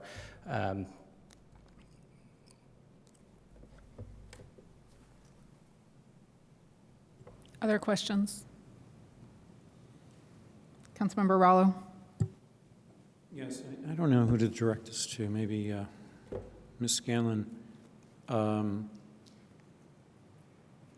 wonder, so this was approved in 2020. It took a year or so to build out, I'm sure, or two. So it probably went on the market. I mean, the rental units in, what, 2021, 22? And it was described at the Plan Commission meeting as well as here tonight that, you know, it began with 17 of the 52 units rented, and then it was adjusted per AMI, and we got to 52, nearly half the units rented. So that's an increase of, I don't know, 15%. Are we on, maybe this is a trend. Maybe this is premature to simply say, throw up our hands and say, well, let's just give up on this in terms of affordable housing. And there was also an interesting comment that was made, I noticed in the B Square Bulletin, where a local developer said that he said the whole building approach worked for him in terms of affordable housing, but a mixed affordable unit with market rate doesn't. Now, that's probably a separate question, obviously, but okay, are we giving up too soon? That's my first question. We should give them more time. Why not? I mean, it hasn't been that long. And the second one is, I don't want to surrender the fact that we can have people who need affordable housing and sequester them into a separate development. I want people to be able to live in communities where you have different incomes and you don't have this stratification. So I feel like, in a sense, I'm giving up that approach, and I'm also doing it prematurely. You see what I'm saying? What's your idea? Oh, it's so tough because, I mean, I think that all makes sense. For us, for planning and transportation and the processes that we have to go through, this is the process for them to go through to ask you all if they can change it. And I think the information that we based our recommendation to Plan Commission on, and then they based their recommendation to you on, was that they had been working with HAND for quite some time, and that, you know, HAND they are experts in what they're doing, and that they just feel like this is the better option for the city and what benefits the most people. And so that's why we made our recommendation, along with the fact that it did change, you know, 2.5 years later. And if this PUD had come in 2022, would this body have said, you know, we're going to require on-site and not payment in lieu if they had originally requested payment in lieu? But I think all of your questions are valid. You know, all of your points are valid. And I think part of the reason why, I don't know if you remember when we first put in the incentives for workforce housing, the old administration, the old mayor I mean, his priority was on-site first. And so when payment in lieu, even though payment in lieu was an option in the 2019-2020 original UDO update, it was difficult to do, and people couldn't do it. And that's why we later made it easier to do, because the more projects we did where we were getting kind of the one-off 2 or 3 or 4 to 10 units on a site, that the actual administration of that, I think, was more difficult than maybe we had anticipated. So I think I think what you're describing is a valid goal, and that's what you guys kind of have to decide if, that's the question ahead of you. And Han may have a more specific answer. I don't want to leave out Han because they've been doing all this work, and could we have her point of view? Thank you. Hi, Anna again from HAND. So I just want to go back to the fact that we have problems with a lot of workforce housing units that are online right now. One complex in particular has 140 vacant units right now. So we have a housing problem. I'm trying to get people housed now, not in 2 years. With that payment in lieu, we can take it. We can house those that are most at need. We can target AMIs that are lower than 80 to 120%. So again, short-term, long-term problem. Short-term, we could use the money, get people housed right now. Long-term, let's look at those developer incentives. Let's make them more in line with what we want to see. What's the current balance of our housing fund? Of our housing fund, Yeah. I think it's a little over $4 million. Okay. Councilmember Daley.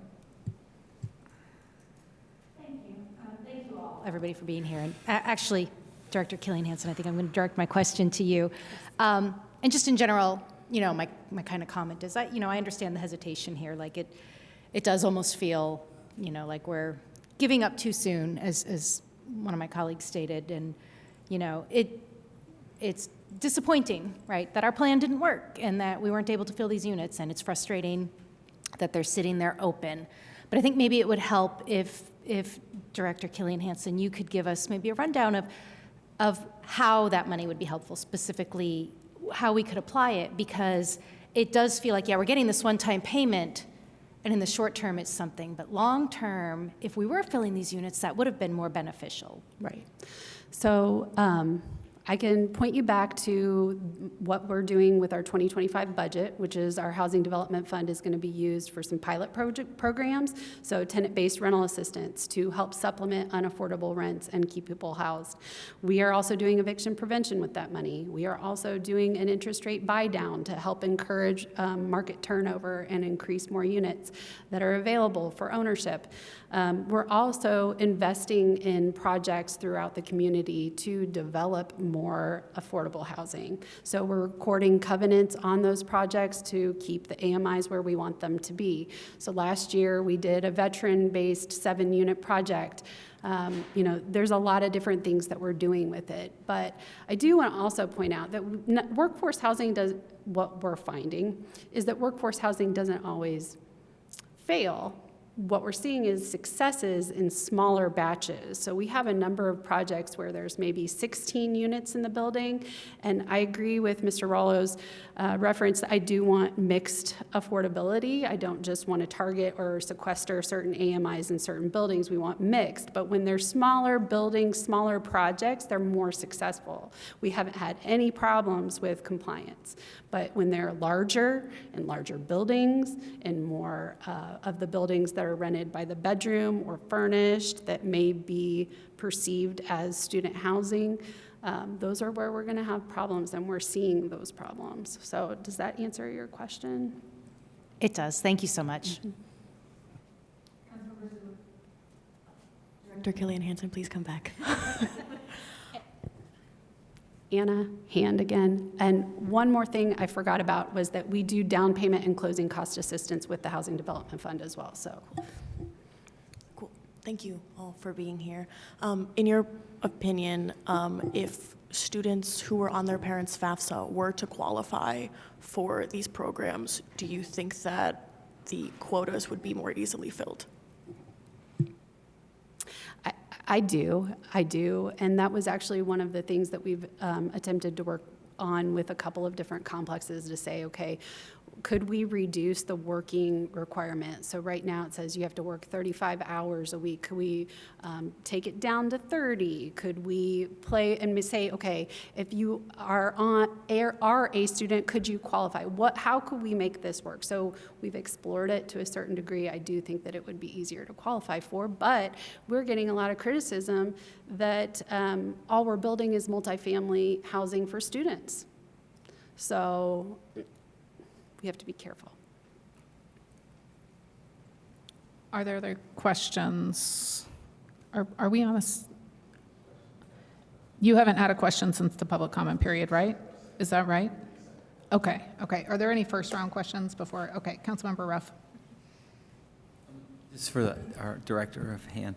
Of that 4 million, roughly, that we have in the fund, of the programs and initiatives you just listed that currently we're doing, that the hand is doing and is involved in, how much of that 4 million would you say is sort of committed to or sort of needed for the initiatives that you just kind of went through, and how much is really available to do something totally different with? Well, each year you guys allow us to determine how much of that housing development fund we will use in our budget. So I will need to look at the exact number, but I want to say that it was an $800,000 increase from last year. So it's around $1 million or so that we have earmarked for this year. But as projects are rolling in, we do have a number of projects, I believe, that are discussing the payment in lieu that will go into that fund.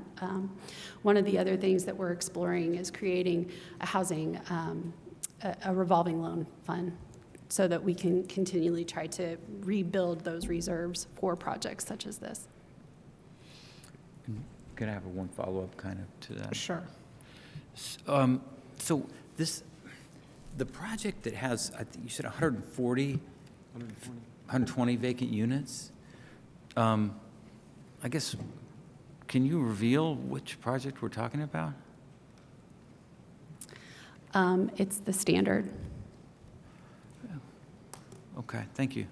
And I will just follow that up with, I want to thank the council office for their detailed review of our zoning commitments. Zoning commitments have historically had a number of problems that I've become aware of. The standards zoning commitment indicates that they only have to market their workforce housing units for 6 months. And after that, they can turn them over to market rate. So some of these zoning commitments have some undesirable clauses and also are very difficult to enforce, because when does that 6 months start? Thank you.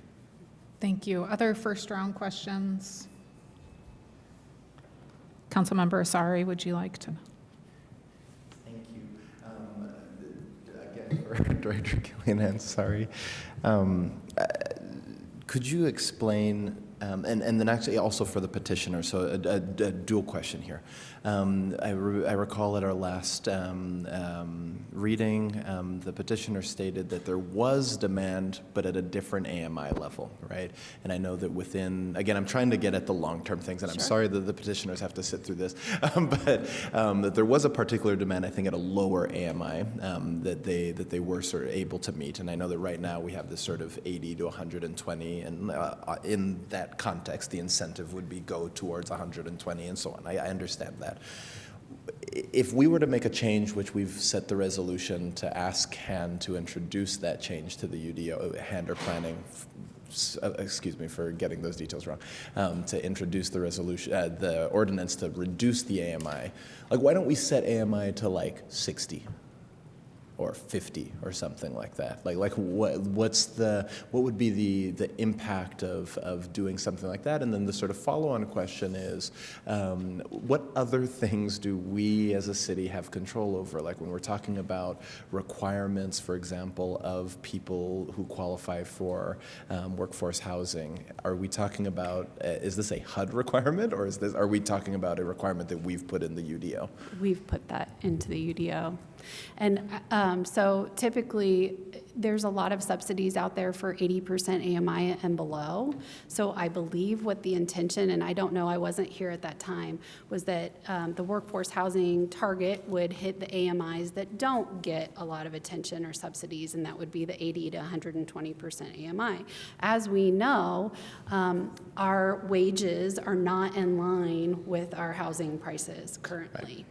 So we really need to shift down and below 80%. 80% and below is really our workforce. So in Bloomington. So yeah, I do think that we could, but I think that that was the thought process, was that there's other subsidies at 80 and below. And then just to confirm, that is in process. I mean, that is something that we are working on. That is correct. That's right. Thank you.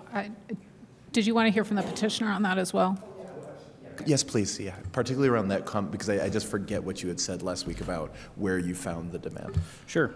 So of the 25 leases that we had signed, we had worked with HAND to qualify individuals under 80% AMI, and 17 of them fell under 80%. Thank you. And you have no requirement to go under the 80%. You were doing that towards that question of us saying, well, why don't you just lower the rents? I mean, that was you moving beyond the requirement in your current PUD. Is that correct? Right. We're just doing the best we can to fill the units. Yep. Thank you. Thank you. I actually had written down a question that I'd forgotten to ask earlier, which I think is for Jackie Scanlon. There's been a couple messages or a couple comments about the idea that if the payment in lieu program had been in existence when they first got this approval, then it probably would have been approved. But that went into existence in 2022, I think, and we also changed requirements for PUDs. So under new guidelines, would this have even qualified as a PUD? Because I guess I'm wondering whether it's even a relevant concept that well, payment in lieu didn't exist then, but you know what? PUD requirements were different then too, so we can't just... Yeah, so payment in lieu came in the 2019-2020 update, but it was quite restricted. So yes, this property, yes, they would have had to do the current PUD requirements, which does require 15%. But, it's in the qualifying standards, which are allowed to be, you are allowed to they can be, I'm going to say the wrong word, amended or something like. Those are the things, those are the qualifying standards to be a PUD, but the way the language is written, you all can basically waive them. Would they have met the other qualifying standards that exist for PUDs right now? In terms potentially, of size? because when it came through, size was already in. It was under the old PUD rules as well. When it came through, a number of the council members at that time, there was something like 11 reasonable conditions.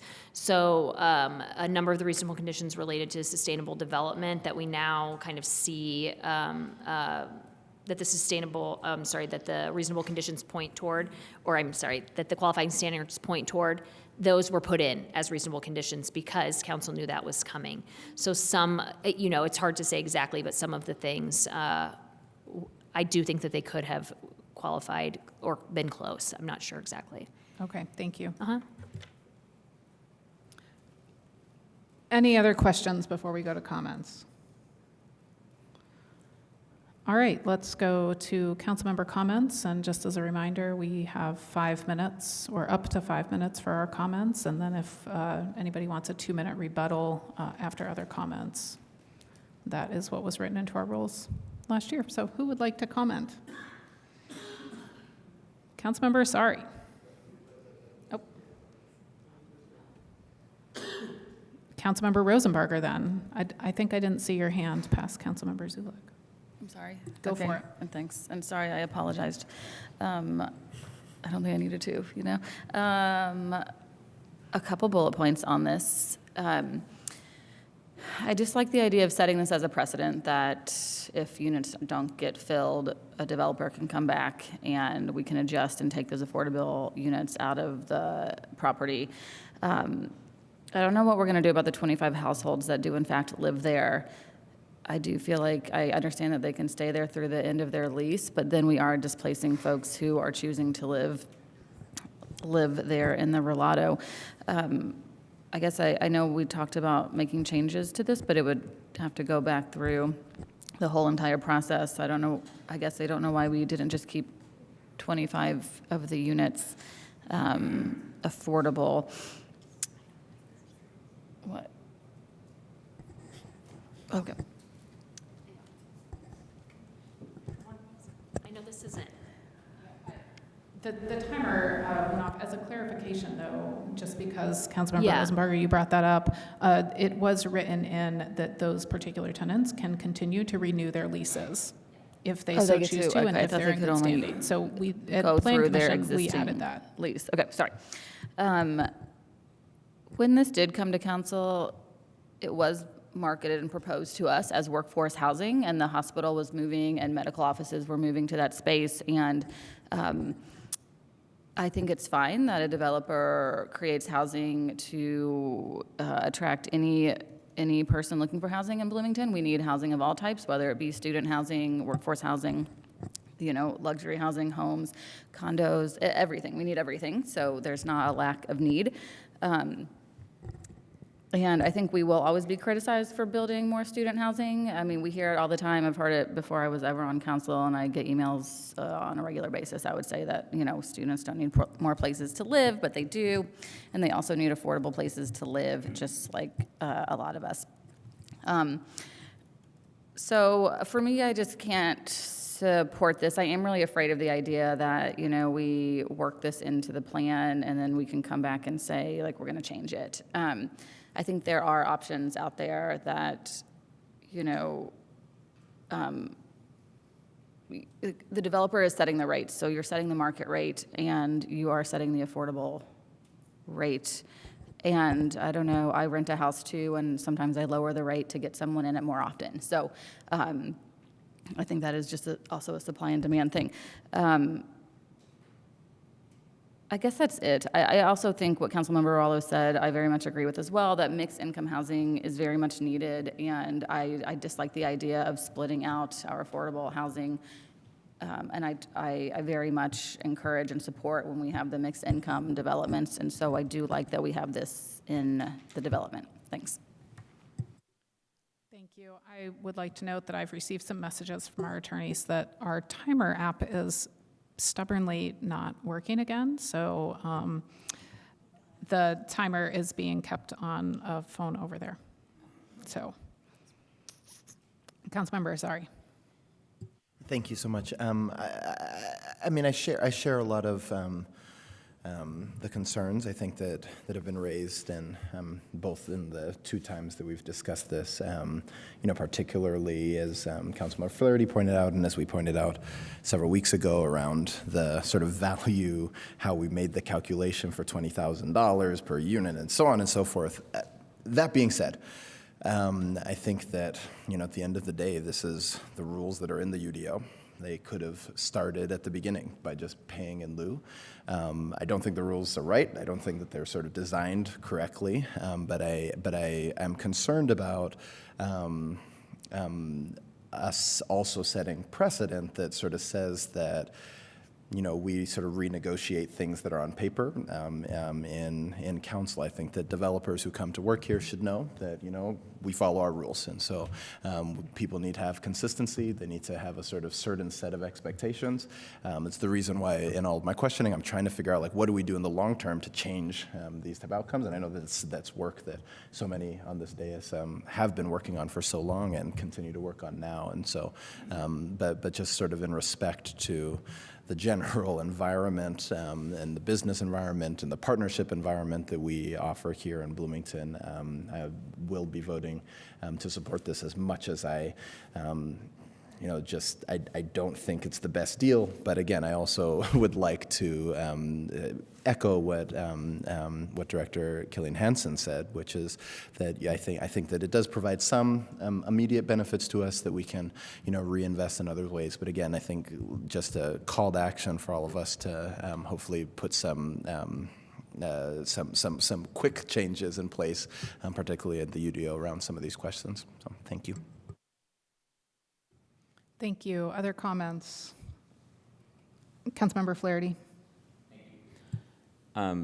Yeah, a really critical piece of this to me is considering the long-term effects of this change, and tried to ask some questions about that. I appreciate that Director Killian Hansen noted that we do have short-term needs that are very urgent and important, and I agree, but we're making a long-term decision with 94 years of implications. I asked some details about pricing, and so just to take some conservative assumptions, it was mentioned last time that a studio is $1,300 a month market rate, or $1,188 a month for 120% AMI. That is the top of the AMI possible. That's $112 a month times 12 months. That's $1,344 per year per unit. Even just half the units, 25, that's $33,600 a year. Over 94 years, that's $3.2 million.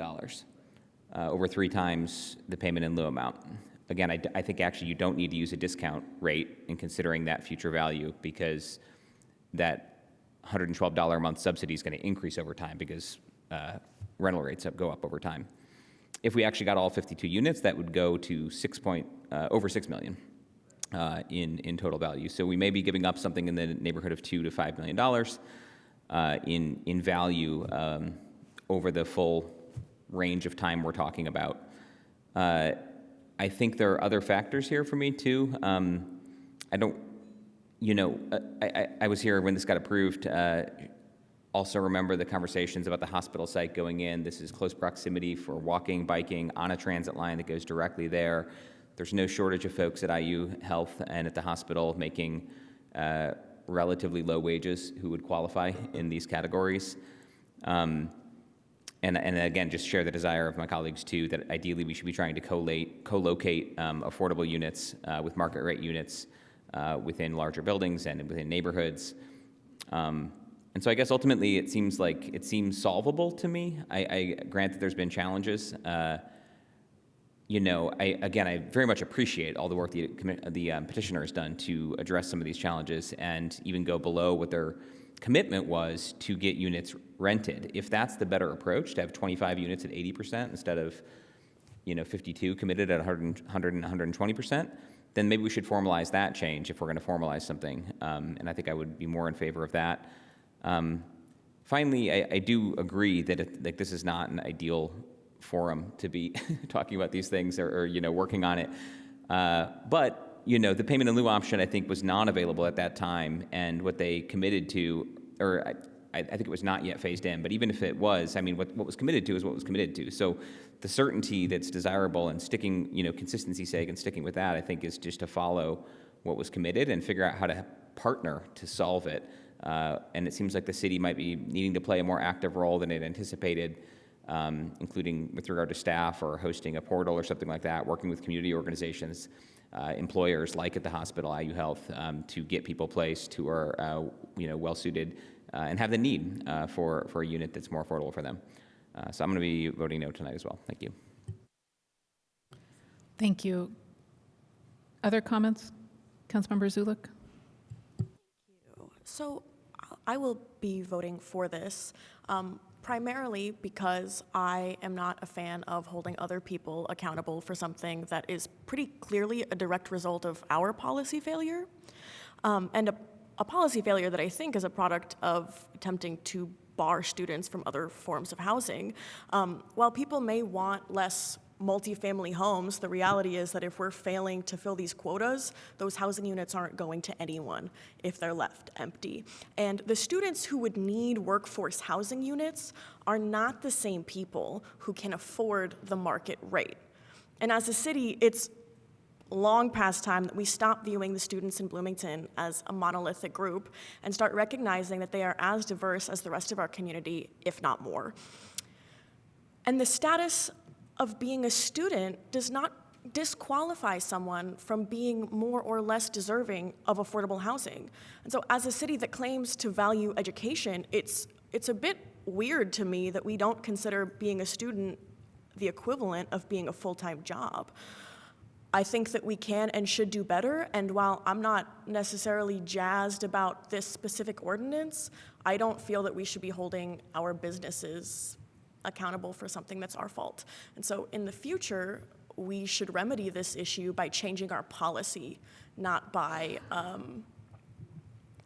making our businesses feel the pain of something that we could have and should have done a better job on. Thank you. Thank you. Other comments? Councilmember Rallo. Thank you. I'm torn too. I appreciate the work that Han is done in planning and transportation and the petitioner. So a couple of things to add to excellent comments by my colleagues. One is that the Housing Development Fund balance is about $4 million, I understand, and this would add an additional $1. So does this demonstrate urgency to me? I don't think so. I don't think I'm going to, support it just on that basis. It seems we've spent about $1.8 million, as I understand it, since 2018. And so I think the fund balance is a healthy fund balance, if I could call it that. And so I'm not sure an additional $1 million makes a dramatic difference. The timing of this, I see that there is a positive trend of occupancy. So I don't feel compelled to, it doesn't seem frozen. It doesn't seem like, maybe this is, I don't know if, better marketing or whatever is needed in order to increase the occupancy. But I'm prepared to wait more time because, frankly, I approved this too in 2020, and I did so with an understanding that with the petitioner that this was an agreement. And so I feel a sense of capitulation if I surrender to it when I have trends that look like it could work. And I don't know if that means I'm going to be amenable to other petitioners coming forward and saying, well, this is not working for me. We need a break here and there, and I've already sort of given my assent. So I'm going to be voting no on this, but I'm certainly curious as to see how this continues playing out, and I agree that a revision, another look and revision of policy is a good one. Absolutely. The onus is on us to do that, obviously. So thank you. Thank you. Other comments? Councilmember Piedmont Smith. Yes, I feel similarly to Councilmember Zulik on this matter. I think that the agreement negotiated under the previous mayoral administration left a lot of things unclear and left no good enforcement mechanisms, and we see it in other developments, as was mentioned by Director Killian Hansen as well. So we need to consider that it was kind of poorly thought out from the get-go, and that those policies have since been revised and can be further revised in order to get more affordable housing. And I commit to working on that along with my colleagues who've also mentioned it. But in a way, I mean, we are, by those standards that we must apply to this older PUD, we are getting two benefits as a city, because we're getting 25 workforce housing units as long as the current tenants stay in there. Plus, we're getting the 52 times $20,000, so the $1,040,000 for the Housing Development Fund. So in a way, we're getting more than we could have hoped to get in the first place under our old rules. And I think, towards the question I asked earlier, I think the bottom line is that we cannot legally compel the petitioner to keep lowering the price of the workforce housing units. It's just, we can't legally do that because that's not what they agreed to. So I do feel a little more optimistic than some of my colleagues in that I don't think this is a precedent for PUDs going forward. I think that we have different rules now, and we can certainly tighten up the rules that we have now in order to get what we really need in this community, which is housing that is truly affordable and not just workforce, which is based on AMIs that are really not realistic for the city of Bloomington. So this is not ideal, but I will be supporting this tonight. Thank you. Are there other comments? All right, seeing my colleagues not raising any hands, I'll go ahead and take mine. I've been really conflicted about this since the Plan Commission meeting when I was the sole vote against it. And I'm going to try to sum this up in an eloquent way. I was going to write it out, and I didn't get to that today. I really feel for the fact that there are empty units. I don't want there to be empty units anywhere. People need housing. We don't want to have things empty. I'm really, really excited about some of the different pilot programs that HAND is doing with that Housing Development Fund. And, $1 million in the Housing Development Fund is something that could really help a lot of people, and I think that that's really powerful. So those are the reasons why I'm leaning on the yes side.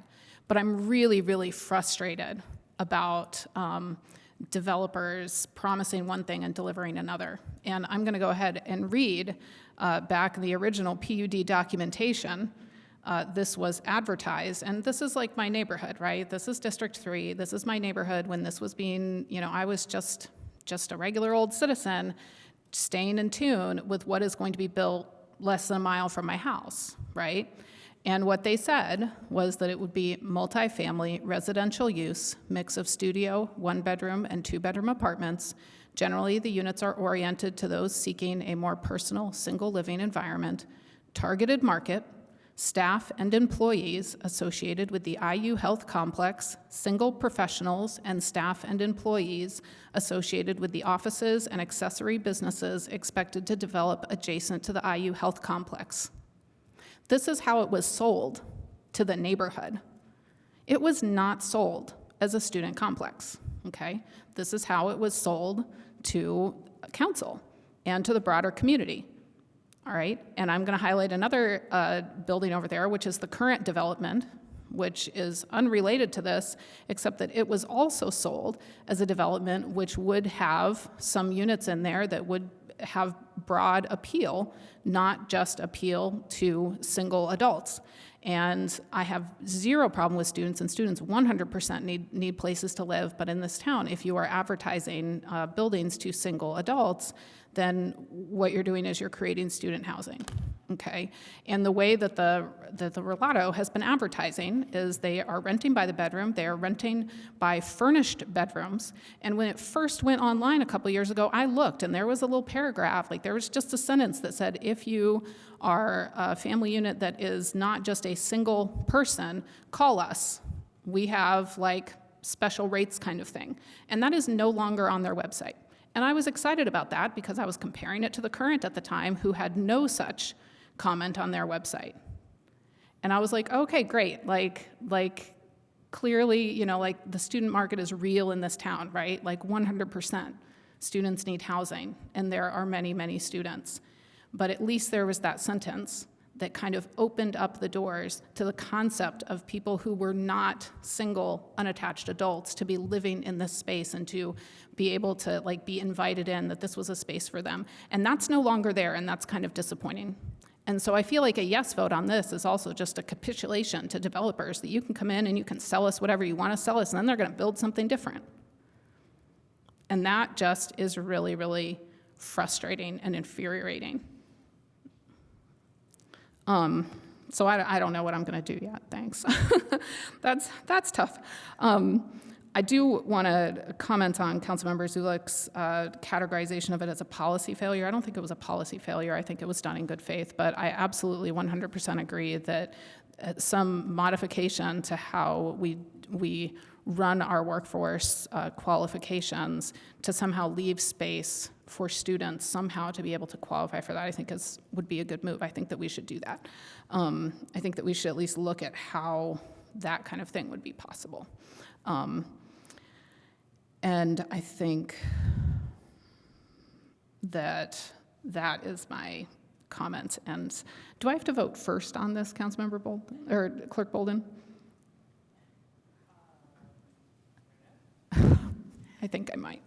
Thank you. Wonderful. Are there any other comments? Can we do first round with Councilmember Ruff first? Okay, take your 2 minutes, Sid, that's fine. Councilmember Zulik. Yeah, so I will just say, like, I understand that everyone had good intentions, but at the end of the day, like, intentions don't impact results.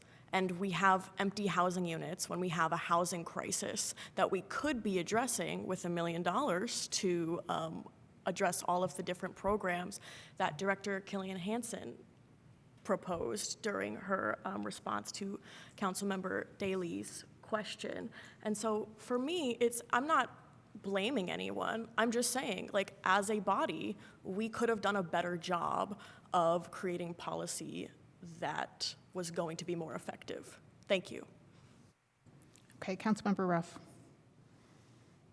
A lot of good points and arguments have been made up here today and by staff. And it's complicated, and there's pros and cons that have been argued on either way to come down on this. But, you know, I can't help but be struck. We give, historically with abatements and other incentive subsidies, we've given other types of businesses with commitments of jobs and other benefits back to the community that are often, we're told, oh, well, if it's substantial compliance, even though it's not complete compliance, based on unforeseeable market conditions or, you know, as long as there was good faith effort to change circumstances beyond the businesses or this industry's control. And we find that acceptable in those cases with a lot of times with these other types of subsidies to businesses we see. But in this residential developer situation, we've been told good faith effort. Hand staff has said there's absolutely been good faith effort by the developer to get these units occupied. And I'll take that at face value, and I appreciate the good faith effort that's been made by the developer, and you know, good points have been made from Councilmember Flaherty on down the line, but I'm going to support this.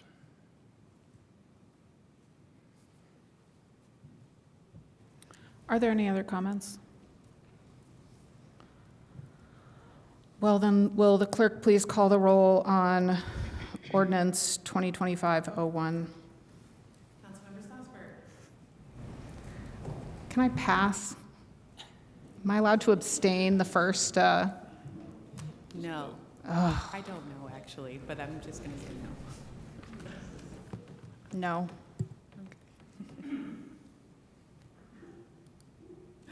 Daley? Yes. Zulik? Yes. Rosenbarger? No.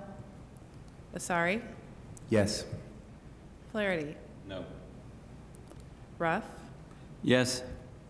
Rallo? No. Piedmont Smith? Yes. Okay, that passes 5-4.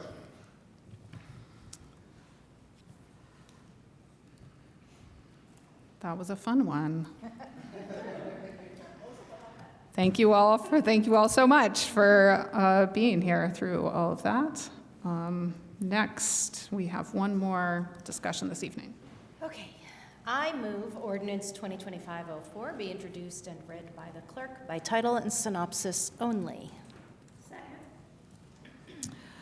It's been moved and seconded to read ordinance 2025-04. All those in favor, say aye. Aye. Opposed? Nay. Let's do a roll call vote on that. Clerk Bolden, if you could call the roll on the motion to introduce ordinance 2025-04. Councilmember Daley? Yes. Zulik? Yes. Rosenbarger? Yes. Asari? Yes. Flaherty? Yes. Ruff? No. Rallo? No. Piedmont Smith? Yes. Strasburg? Yes. So that passes 7-2. Will the clerk please read? 1 second, please.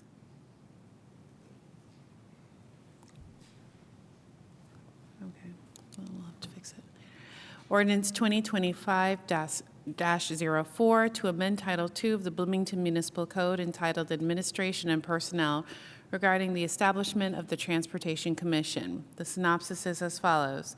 This ordinance amends Title II of the Bloomington Municipal Code, Administration and Personnel, to remove the Traffic Commission, Bicycle Pedestrian Safety Commission, and Parking Commission, and establish a new 9-member Transportation Commission. The Transportation Commission will make recommendations on relevant transportation and parking sections of the Bloomington Municipal Code, review all transportation-related projects, and propose policies that promote safe, equitable, and sustainable transportation and parking policies and decisions.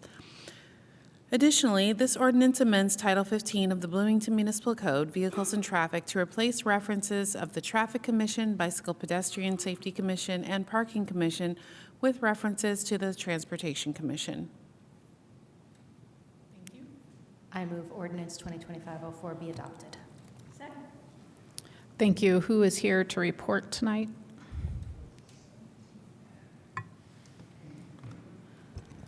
Hi, Ryan Roebling, Planning Services Manager.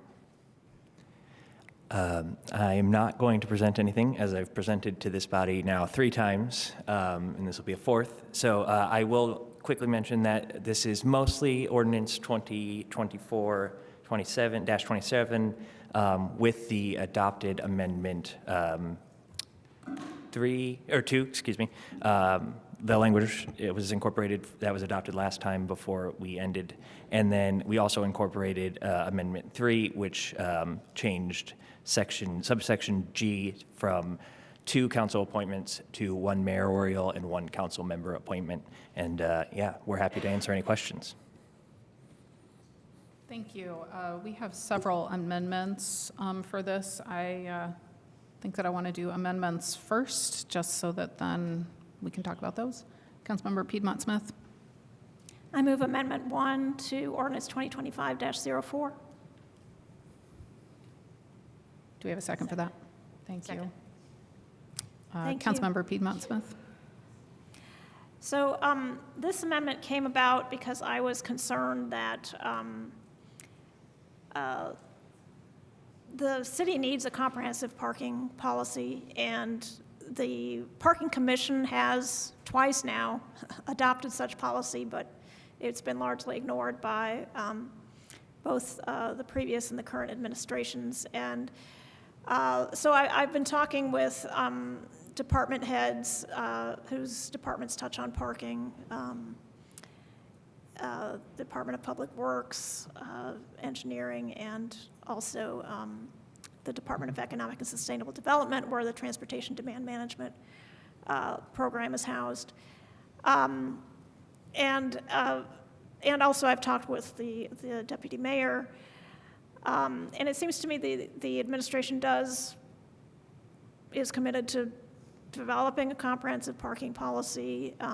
They've nearly reached an agreement, or maybe it has been reached by now, with a consultant to study our parking pricing and parking infrastructure and policies, and they're intending to follow up on that with the Transportation Commission. And in short, even though I had considered an amendment to maintain the Parking Commission and not have it rolled into this new Transportation Commission, after various conversations and after the revisions that were already adopted into this ordinance, thanks to Councilmember Flaherty's amendment in December, I feel like the best path to having a comprehensive parking policy with a lot of public input and collaboration between departments is to have it part of this commission. But I wanted to call out in particular the collaborative aspect on parking that will be necessary for that, for those policies to not take a back seat to other transportation issues. So I added a whereas clause, and I added to the section about staffing, that it'll be staffed by engineering, as previously said, but that other departments will be called upon to participate. And while I was at it doing an amendment, I thought I would get rid of a pesky little word that had been bugging me, and that is that in the appointments section of the new commission under Part F, it said 2 members shall be appointed by the council and shall be residents living within the city limits who have demonstrated experience using forms of travel other than personal motor vehicles. And I have no idea how they would demonstrate using other forms of travel. So I think, so this amendment just deletes the word demonstrate and just says they have experience using other forms of transportation, and we can just take them at their word when we interview them for these positions. So that summarizes Amendment 1. Thank you. Are there questions from council members about Amendment 1? No questions about Amendment 1? Okay, I have a question about Amendment 1, and it is for staff, and I'm just wondering if staff has a perspective that they want to share about this amendment. Ryan Roebling, Planning Services Manager. We're fully in support. That makes sense. The demonstrated would have been up to council anyway, so if you guys don't like it, then we don't like it. And then as for requiring staff to come, we think that makes perfect sense. We want to be collaborative and we want to ensure collaboration, and I think this is a great way to do that. So. Great, thank you. Any other questions? Moving on to public comment then. If anybody from the public would like to make a comment specifically about Amendment 1 to Ordinance 2025-04, if you could approach the podium. You'll need to introduce yourself and sign in, and then you'll have 3 minutes. If you wish to make a public comment on Zoom, please raise your hand using the Reactions tab or send a chat message to the host. And look at this, we do have somebody in chambers who would like to make a comment. Go ahead. Hello, Steve Olin, Chair of the Parking Commission. This comment is for the ordinance as a whole, but it's relevant to this amendment as well. In your packet is an amendment to preserve the Parking Commission, a duly empaneled body dedicated to making recommendations on We're specifically just doing comments about Amendment 1. I'm aware of So that. if you could just stick to Amendment 1, that'd be great.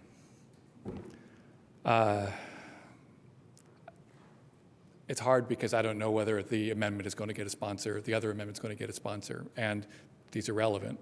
This is, and my time is ticking.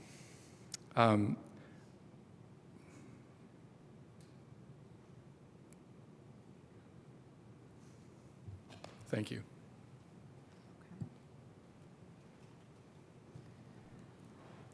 Are there any other comments about Amendment 1 specifically? Okay, back to council. Does anybody have any comments about Amendment 1? Great. Then will the clerk please call the roll on Amendment 1 to Ordinance 2025-04? Councilmember Zulik? Yes. Rosenbarger? Yes. Flaherty? Yes. Ruff? Yes. Rallo? Yes. Piedmont Smith? Yes. Strasburg? Yes. Daley? Yes. And in super slow motion, Councilmember Isak Intiasari. One more time for the microphone. Yes. Thank you. Thank you. That passes 9-0.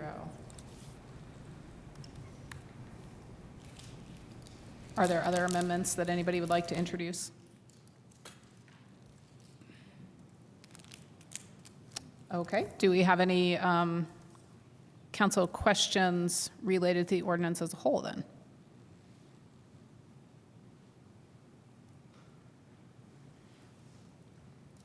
Councilmember Ruff. I would like to get some clarification from staff on the advisory nature of the commission.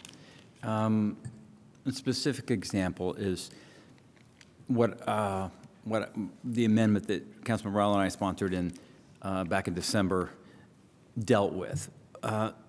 So the Bike and Ped Safety Commission, this takes what's in Title 15, where it refers to the Bike Ped Safety Commission, and simply replaces it with this, with Transportation Commission. Now, the steps in Title 15 for the transportation for the TCGP projects says that if the Bike and Ped Safety Commission votes 75% against a recommendation or it has an effect. It actually effectively kills the project in that form, at least. It goes back for revision or whatever and can be brought back again. That feels to me like it's more than advisory, right?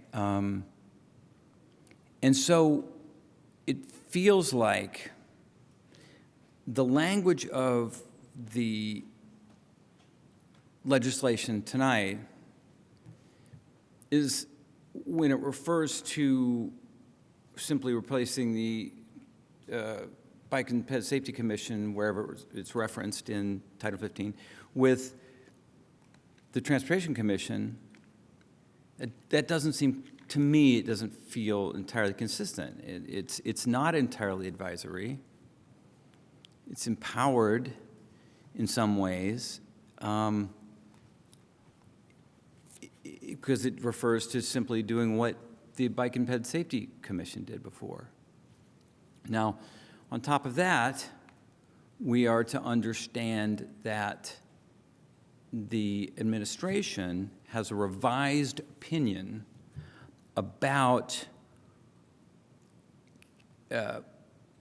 council or anyone that's not directly and entirely a creation of the administration, like the engineer, has any oversight authority or any sort of power on decisions not just related to the TCGP, but maybe related to stop signs and speed limits and anything else that we're not sure about, and that the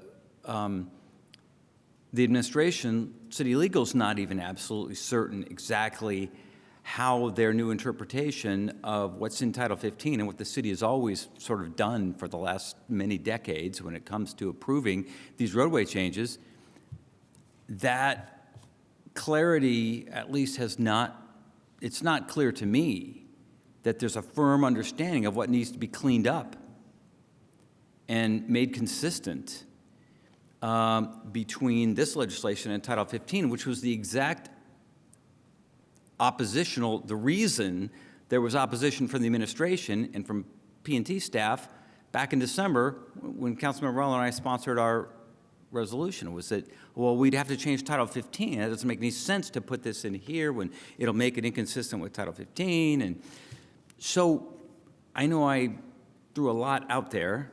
I realize that. But this is the reason I wanted to also illustrate why I opposed introducing this, because I think it's premature based on what I've been told. So my question again is, what is where I'd like to see, how do you reconcile this idea of oversight and the fact that the the Bike and Ped Safety Commission had a sort of an actual power to send something back based on a 75% vote that's being referred to now in this legislation as the power of the Transportation Commission. And how is that not more than just advisory? How is that? So that's my question, but that's a specific example of what my question is, but it really is larger in this inconsistency or lack of clarity between what we need to do to actually make Title 15, and I don't know if anything in Title 12 also would apply too, but consistent with what this is, and using the TCGP example as something to sort of specifically address to illustrate what I'm asking. So who would like to tackle the advisory nature of this commission? I'll take a stab at it. Thank you. First, for the Traffic Calming Greenway program, I would say that you slightly mischaracterized it. The current setup for the Bicycle Pedestrian Safety Commission, they would be allowed to send it back to staff for revisions. It would not go back to the Bicycle Pedestrian Safety Commission. It would be handed off to staff, the city traffic engineer, who then would make decisions. It doesn't indicate that it cycles back for approval. It's just a one-time revision vote, so I would say that was advisory, and this would keep that going forward. That's for the Greenway program. Traffic calming's a little different, and I would say that, jumping to your second question, that Title 15 needs to be revised. We're looking into that currently, and we would say that this commission is specifically set up to answer that question. It is being tasked as essentially the plan commission for the UDO Title 20, except for transportation questions. So we would want to build it with them moving forward. So we would want their feedback on what is important to a revised Title 15. So this would be essentially keeping everything as it is, and then we can figure it out with the new commission moving forward and council. Thank you. Is there any other staff or anybody online who is staff who might want to chime into that concern? No? Okay. Oh. Please introduce yourself for the record. Andrew Seabour, city engineer. I don't have much else to offer from what Mr. Roebling just said. I think in my mind, there really are two questions. So the question really before you today is should there be a different form of a transportation commission than exists today? The question about Title 15 and what needs to happen there is related, but it's a different question. And I think we have things that we want to get going, we want to be working with this commission on, and look forward to just knowing with certainty what that direction is so we can make progress on those items. Great. Councilmember Rallo. Just a series of brief questions, if that's okay. I'll make it very brief. Mr. Seabour, I think I probably will direct them to you. Prior to 2019, permanent changes of the roadway required council's consent. Is that correct? Yet things that are in Title 15 did go to city council as practice, whether state code should have, but that was what happened. Okay, and then it changed to Bike and Ped. Their consent was essential. Bike Ped as... That's how we operated. You went to Bike and Ped and you needed their consent, correct? They have gone to Bike and Ped, and they have generally, I think, always supported the recommendations at that time. And as Mr. Roebling said, they could send it back for further review, but it did not effectively kill a project. It required their consent to go forward. Did it not? What have I missed? They always, the past 5 years? The practice was that they have voted in support of the projects that were presented to them. Okay.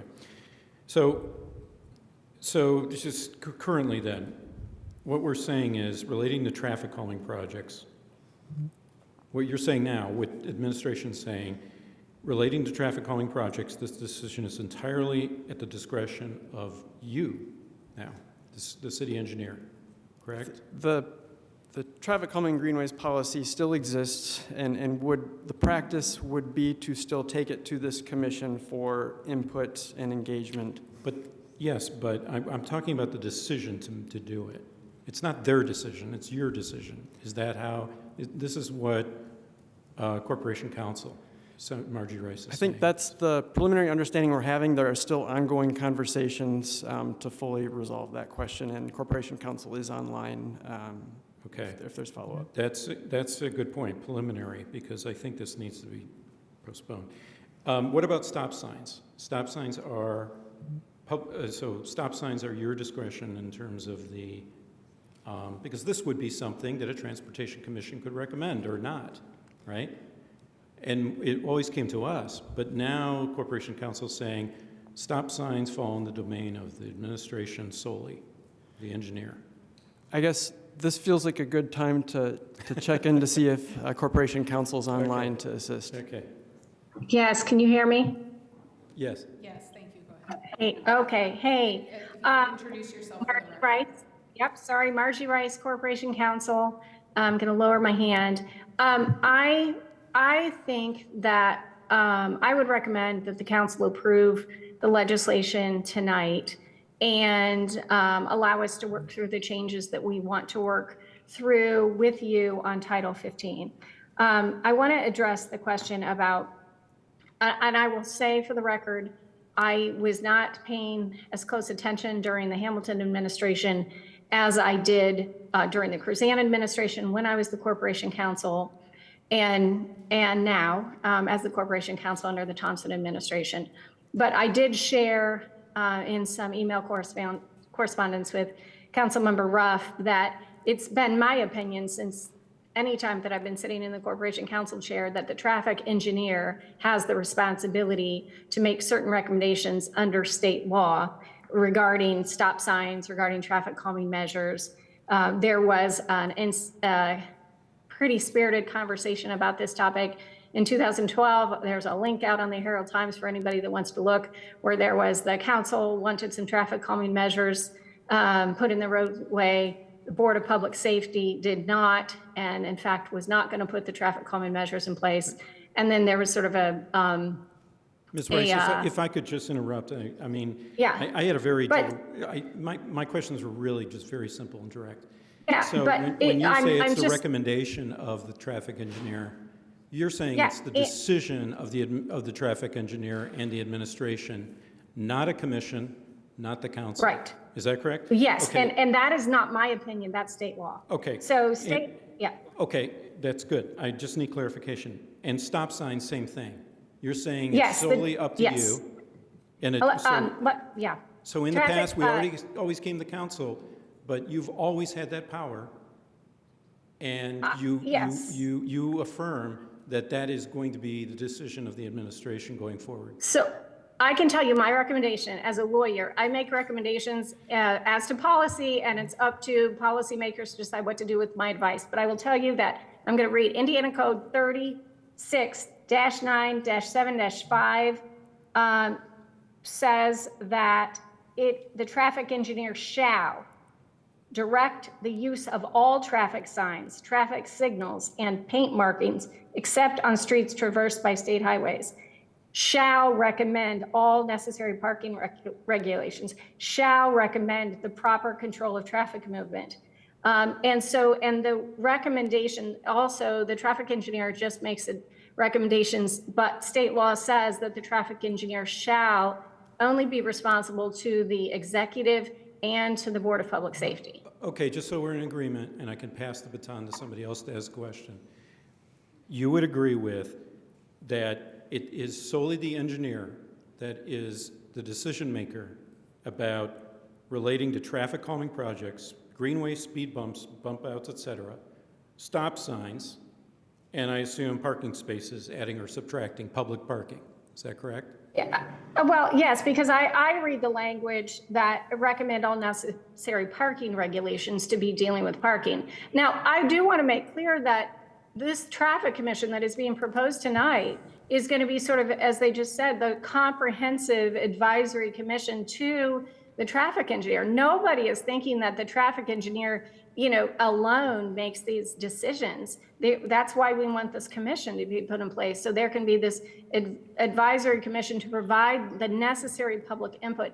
Nobody wants to not receive the council's input. You guys have great relationships with your constituent and get input. And that's what we think this traffic commission is going to be, the sort of main commission to provide the input necessary for the engineer to make the decisions that the engineer is statutorily required to make. Okay, thank you. It just comes as a surprise to me to find that, the stop signs on 7th Street were always in the responsibility of the administration, not the council. That's my legal opinion, that they were. All right, thank you. And I can't say what happened during the Hamilton administration. Follow up on that line for just a second while we have Corporation Counsel Rice on Zoom to ask, in terms of our own structure and how state law phrases that as the traffic engineer, we have a vacant traffic engineer position. Our traffic engineer is not actually like our department head. So in theory, our traffic engineer reports to our department head, who then reports to the administration. So is that flow going to also be something that might need to be looked at as we look at how our systems align with state stuff? Yeah, our local code makes our, let me look for this. Our local code 2.35.010 says that the engineering department shall be administered by a director of engineering who shall be appointed by the mayor and shall serve at the pleasure of the mayor. The director of engineering serves as the city's civil engineer for purposes of this Indiana code and serves as the city's traffic engineer for purposes of Indiana Code 36973 that I was just reading from. So our local code makes our engineer the traffic engineer, but if we get a separate traffic engineer, we'll rework this. Again, we expect to be reviewing Title 15 and all of these provisions and make them align with state law, because I believe that the city as a whole is in a safer position when we are following state law. Great, thank you. Are there other questions from council members about ordinance 2025-04 as amended?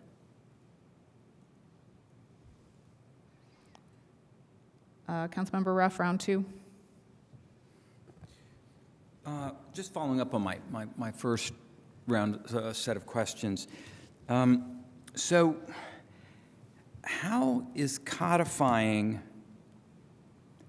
a power, codifying in our local code a power of this commission, which is that it can kick it back with a vote to the engineer, whether it doesn't have to come back or not? That's the point. Is we're codifying a power. But to me, based on what we've been hearing, that's not permitted under state law. We will be creating here, bestowing a power that is inconsistent as if the council had some power to stop or send something back in any of these road areas. So that's my question. How is codifying it? Because we're codifying it, even though this doesn't say anything about having a power. It says anywhere in the Title 15 where it says Bike and Ped Safety Commission is now going to say Traffic Commission. And under Title 15, Bike and Ped Safety Commission has the power to send something back to the engineer for changes. And state law, at least my understanding of what we've been talking about and what I've talked with folks about over the past couple of weeks, is that that's not legal. We can't do that. We can't put that in our code. If the ultimate goal, as City Legal just said, is to get our code, our local code, in compliance with state code. So that's my question right now, is it seems like it's not legal to me to do that. to reference. Do you want me to? To reference the Bike and Ped Safety Commission's role, because we mistakenly codified it into Title 15, that they actually have a power, an authority, an oversight authority to insist on a change to a plan that's been presented by the engineer or staff. I can address it from a legal perspective. I would like Andrew to address it, or Ryan from their staff perspective. I don't think that this commission is taking away any power from the traffic engineer. I don't think, so we're allowed under home rule to put other things in place that are helpful to us, if necessary, in an advisory commission, for example. To assist the traffic engineer. I don't believe that having this commission is doing anything other than assisting the traffic engineer. I don't think it's usurping the traffic engineer from putting a stop sign in place if he wants to. Now, Andrew and Ryan can address, practically speaking, what they think of this commission's roles, and I'd like to hear from them because I think it might actually more address your question, if they're willing to do that. Okay. Now, before we go there, I want to, before we lose sight of what City Legal just said, what Ms. Rice just said. So, if we passed something, if this council passed something that said 75% of council vote on a TCGP project, it goes back to the engineer for change, because could we do that? Would that, because that's the power that this commission's going to have. Well, why, if it's okay for the commission to have it, and it's not, because the commission's not a creature of the administration. I don't agree with that, because we're having to vote now to create it. So it's not just part of the administration. You can't say, oh well, it's really just part of the engineering, this traffic commission. So if that's okay to have in Title 15 for the TC, is it okay, would it be okay for council to have the ability? No, I don't think so. I don't think you can give, because you are creating an executive branch commission. And again, state law says the engineer can only be responsible to the executive and to the Board of Public Safety. Your hypothetical is that you take some of that executive power and move it over to the legislative branch. Keep in mind, fiscal branch and legislative branch, very important. It's just different than the executive branch. And under state law, it says that the traffic engineer shall only be responsible to the mayor and to the Board of Public Safety, which is the chief administrative commission or board for the city executive side. Okay, so I'm just trying to keep us in those proper areas. We moved the mark a little bit, though. Ruff, I specifically said the commission, I don't believe that. So you're saying this commission, we're creating a purely 100% executive body when we create this transportation committee. It is going to, we're creating this right now, and it's part of it's purely administration. It's purely administration. I think it is serving isn't it serving and designed to serve the traffic and the engineer? Isn't it there to provide some advice to the engineering department? I would really like to hear from Mr. Seabour and potentially Mr. Roebling, because they were called into this earlier to kind of explain more, I think, how this commission would advise you, and maybe that could give some clarity. I guess I'll start, but probably hand it off to Mr. Roebling as well, because I have personally not been involved with the Bicycle Pedestrian Safety Commission meetings. They tend to happen the same night as Plan Commission meetings. But again, I guess in my mind, the way I'm looking at the ordinance before you today is focusing on what should our commission be that advises on transportation. Right now we have 3. The proposal is 1, to have a more unified review of projects, of concepts, of policies, to be more efficient with staff time, with community time. And that's the question. I think the questions about Title 15 the answer is that, from my perspective, Title 15 needs to be looked at. There are likely changes that are going to be coming and need to happen, but that is, in my mind, separate from what the commission structure should be, and that I would like that commission to be able to review and provide input on what those Title 15 changes are. So in my mind, they're very related, but they're two separate questions. And that's that. Yeah, I hope that helps. Thank you, Mr. Seaborn. Mr. Roblin, do you have? I don't know that I could add much to that other than, yeah, so sorry. Other than that, this commission, its essential sole purpose is to help staff, specifically the traffic engineer, make the best decision possible, specifically with safety in mind. So. Do we have other questions from council members? Councilmember Flaherty. Thank you. I just have a small one to follow up on something that Corporation Counsel Rice just said, which is that I think I heard that in her opinion, an advisory commission like this is solely part of the executive branch. That it's. And I'm just curious where that interpretation is coming from. If there's state code that you're referencing, obviously it's an advisory body of local code creation that advises, I would say, actually the council very much.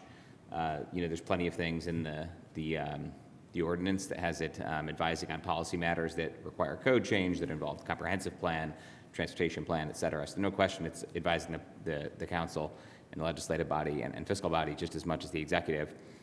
But I'm curious, what's the basis for the interpretation that an advisory commission is solely a body of the executive branch?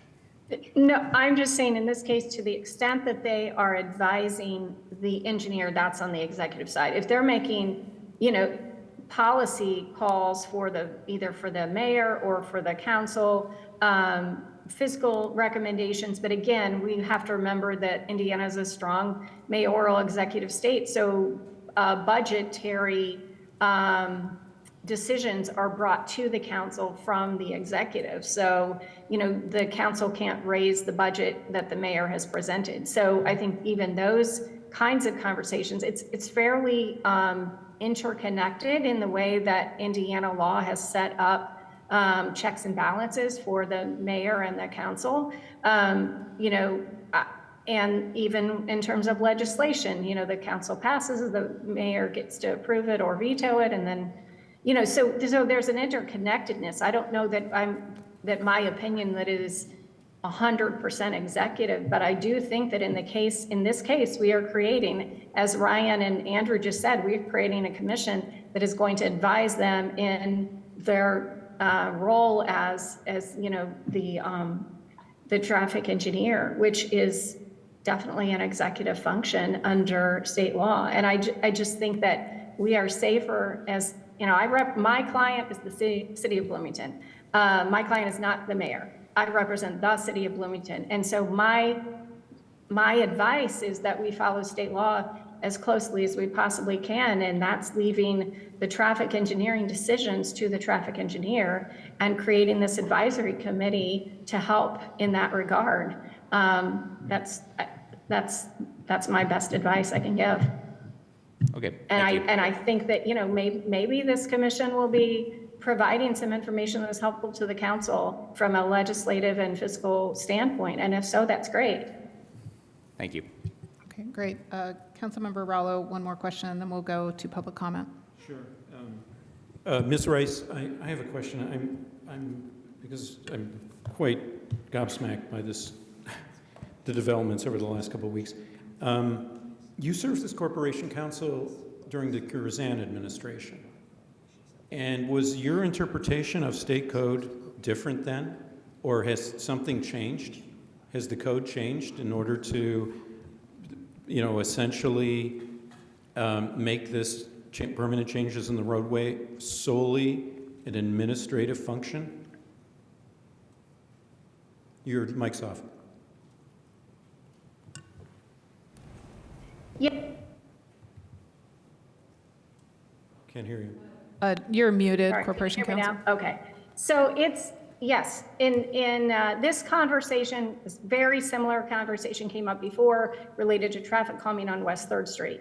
And there was actually, it's anybody wants to Google, it's out there on the internet. You can find a 2012 article where the council passed traffic calming measures to be put on West 3rd Street. The Board of Public Works said, no, sorry, we're not putting those in the road. And it was my opinion at the time that the council could say we want it in the road, but the Board of Public Safety and the engineer had the ultimate say about what goes in the road or not. And there's a great article out there about this where Mayor Kruzan weighed in and said, hey, this, you know, we're not going to get into this issue. And ultimately, the Board of Public Safety agreed to go ahead and put the West 3rd Street traffic calming. So I believe that my legal opinion tonight is consistent with my legal opinion from 2012. Okay, so, but, I mean, that was one example, but there were a multitude of examples where it came to the council for our decision, and that was binding. So how does that? And I just because something happens doesn't mean that it's necessarily legally consistent. And as I've said in my email to Councilmember Ruff, I don't know exactly how all of these practices have evolved over the years and what took place during the Hamilton administration. I can say that as a lawyer, I provide advice and policymakers do what they want to do. It has always been my advice that the traffic engineer, because they have professional and ethical standards and they are engineers, they are the best ones, and that's why state law gives them the authority to decide what goes in the road. Thanks.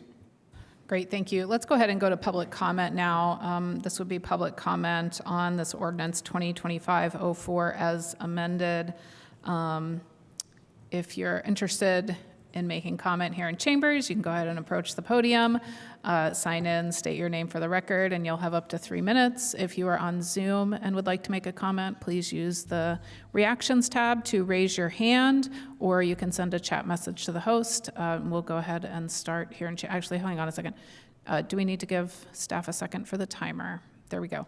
Wonderful. Go ahead. Thank you. Steve Volan, Parking Commission. None of the commissions that are the components of this merger proposal were even given the courtesy of an invitation to present or answer questions here tonight or in prior hearings.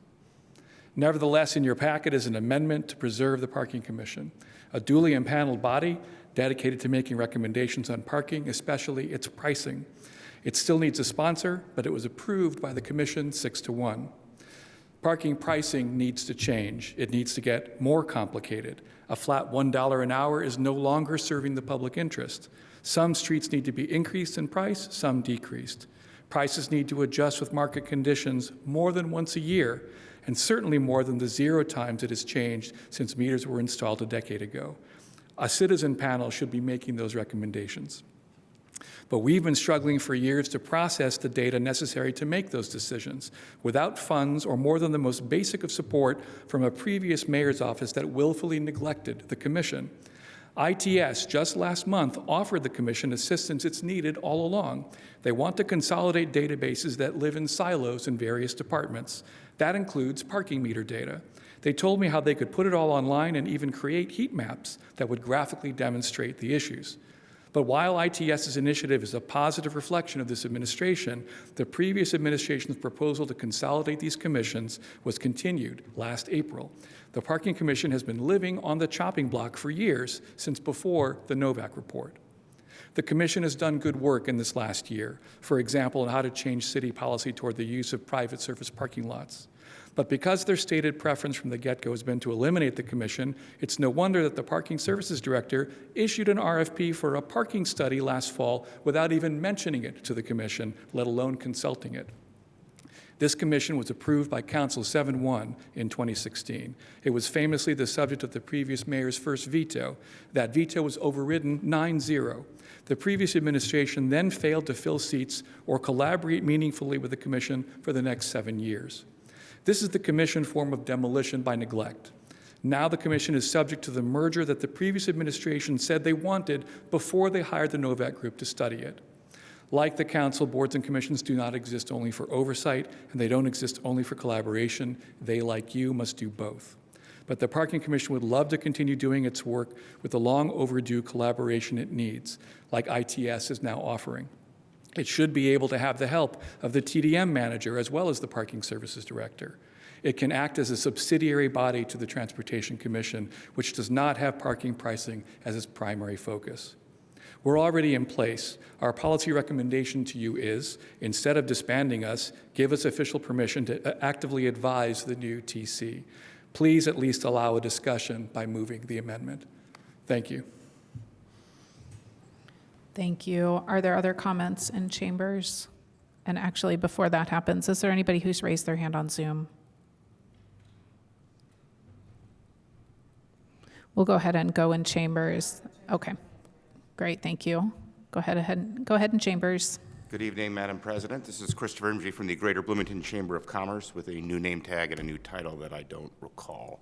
I want to echo some of Mr. Volan's points that he made tonight, and as a member of the Parking Commission for 4 years, it was an excellent commission and did some really good work.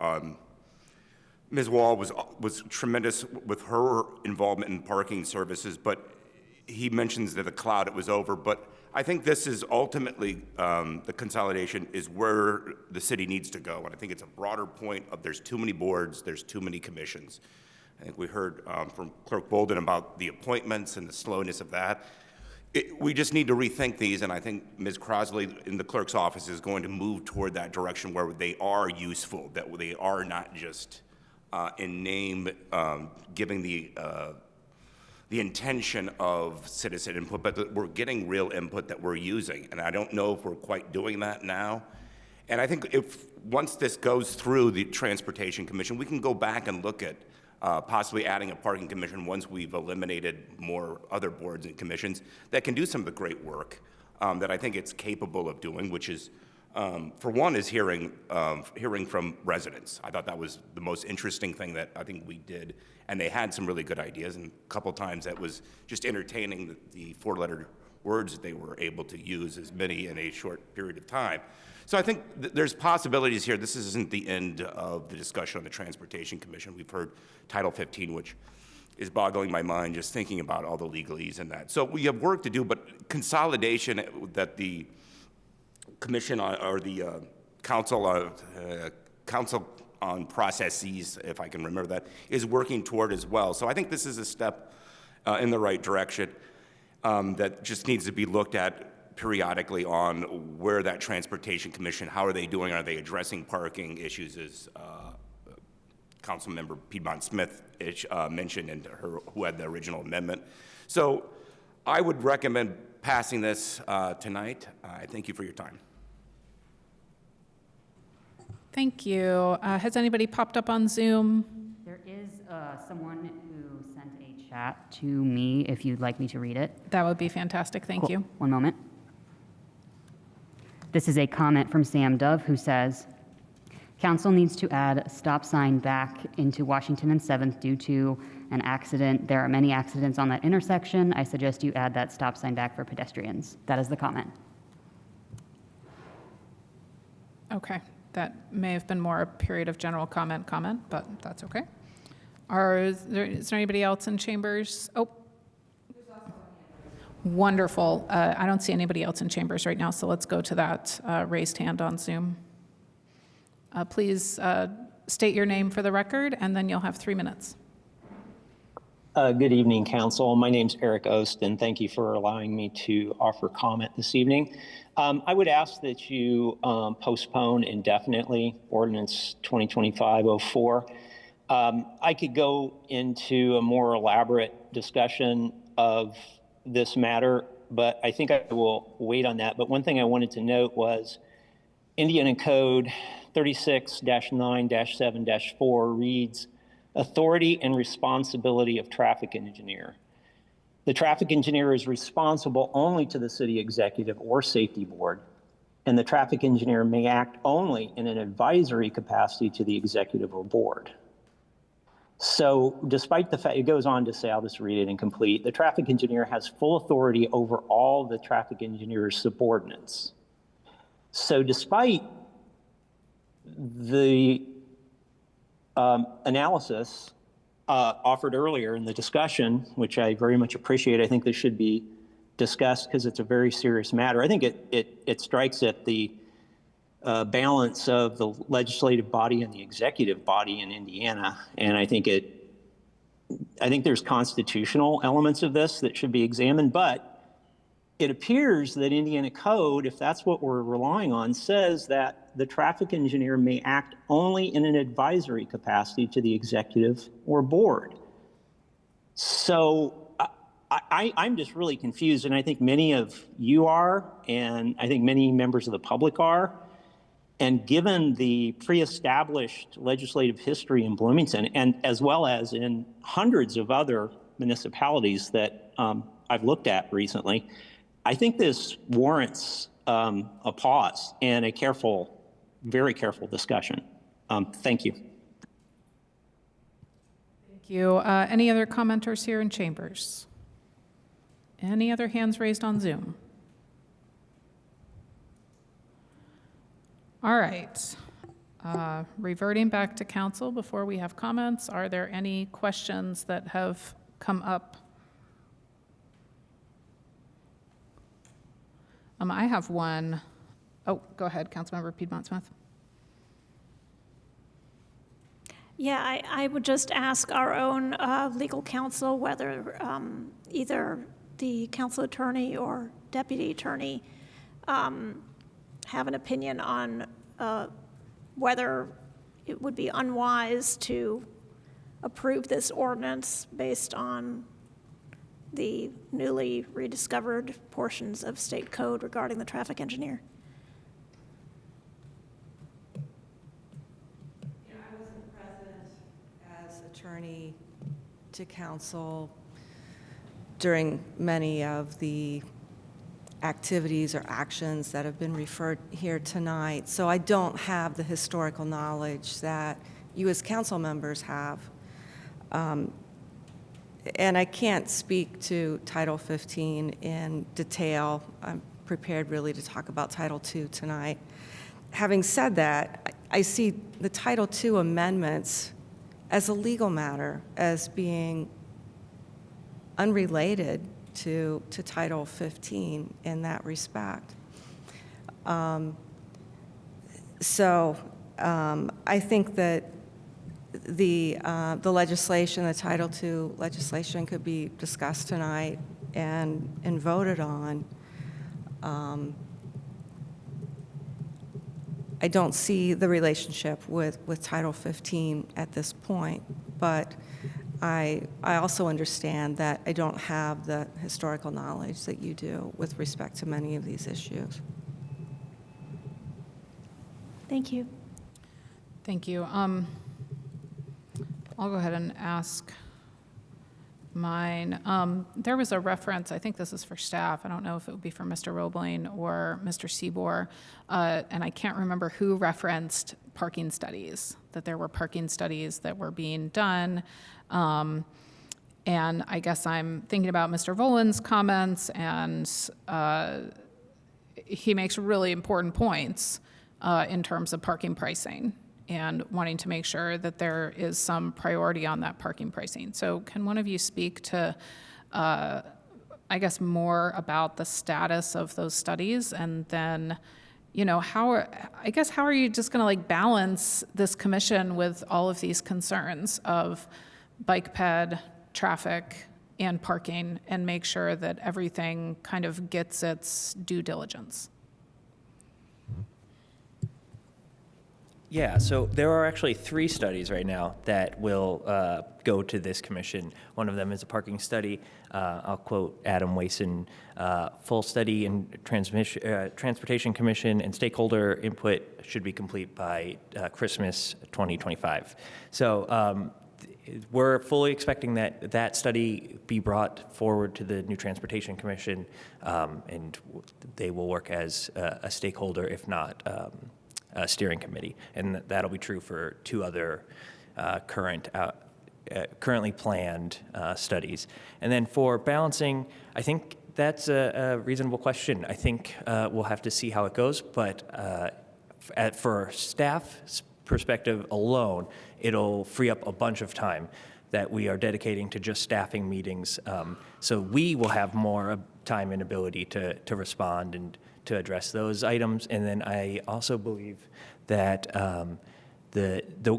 we designed the new commission in a way that it doesn't have a strict schedule. It will allow them to help assemble their own schedule, meaning they can plan meetings when they seem fit, essentially. So there might be more than one meeting in a month, or there might be no meetings in a particular month, depending on the workload. So we're fully prepared for it to be kind of heavy at some points and kind of a lull at other points, which is essentially how the current commissions work, where we'll have a few months where nothing comes forward. Okay, thank you. And then kind of following up on that, if somebody was to introduce Amendment 3, maintaining the parking commission status, how much of a kind of workload burden would that add to staff? Yeah, well, that's basically an unanswered question right now, because it would move some of it to the transportation demand manager position, who currently staffs no position or no commissions. So that would be a complete shift in that one position, and then how other departments respond would have to be addressed as well. So I couldn't say. Okay, thank you. Councilmember, sorry, did I see your hand up in there? Thank you. And this maybe is a question for Council. I'm sorry. It's Corporation Counsel. Corporation Counsel Margie Rice. The question is around mechanisms. So the conversation that you and Councilmember Rallo and Ruff were having around bringing things to council, if there was the desire to bring council into the loop, I'm not saying that there is, I'm just saying if there was, what is the mechanism, or what are available mechanisms to make that happen outside of the conversation that we're having specifically around the ATC? Yeah, so,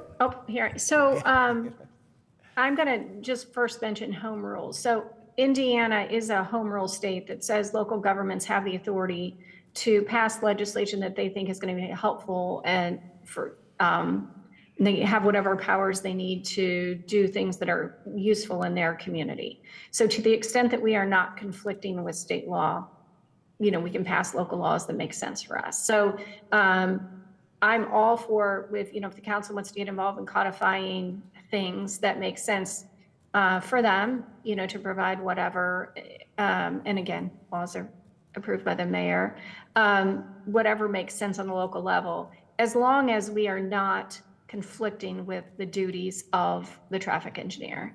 And those are, and I'm happy, Lisa, I think, can send them out. I'm happy to send them out to you so you can kind of see what they are, but they're pretty straightforward. Ultimately, these sorts of where stop sign goes, that kind of thing goes through the traffic engineer, and then the Board of Public Works puts it in place in the roadway. And I think that this commission that you're talking about tonight is to provide that sort of advisory nature to the engineer. So maybe there can be some other creative ideas about what to put in place locally that makes sense. Again, I sure don't want to come across as saying that the executive doesn't need the input of the council, or we don't want the input of the public, because that is not at all the case. I just want to make sure we are, following the letter of the law. So I'm happy. I think we're going to, we'll continue to have conversations. We will have to continue to have conversations about what in Title 15 needs addressed. I think that's separate from the conversation we're having tonight. But I do think the point that Ryan just made, to the extent that we can free up staff to not be serving multiple different commissions, they probably will have more time to work on some of these parking things and policy calls that the council's interested in. Thank you so much.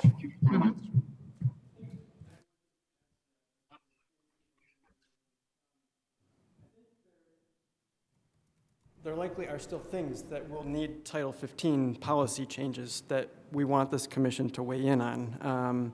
What exactly they are, I can't say, but there are things like thinking about parking. The engineer likely should determine where parking should exist, but maybe what the pricing of that parking is, maybe that is still something that needs we need to do a deeper dive on personally, or how close to a curb a parallel parked car still needs to be. Like, there are still policy things that I would expect to see in Title 15, but some of the elements likely would not be. So just to say that there are still elements that I would expect to be coming to City Council, but what are they will likely change. Could I ask a quick follow-up question? Okay. Very relevant, very quick. Same question. I mean, and I think you already answered it, but just in terms of the mechanisms that may be available to us, if we're interested or compelled by the argument that, hey, we actually do need a parking strategy, like what mechanisms are available to us to influence the creation of such a thing outside of having a commission? So what's the antithesis of saying, let's create this commission? I'm not good with big words. Could you repeat the question?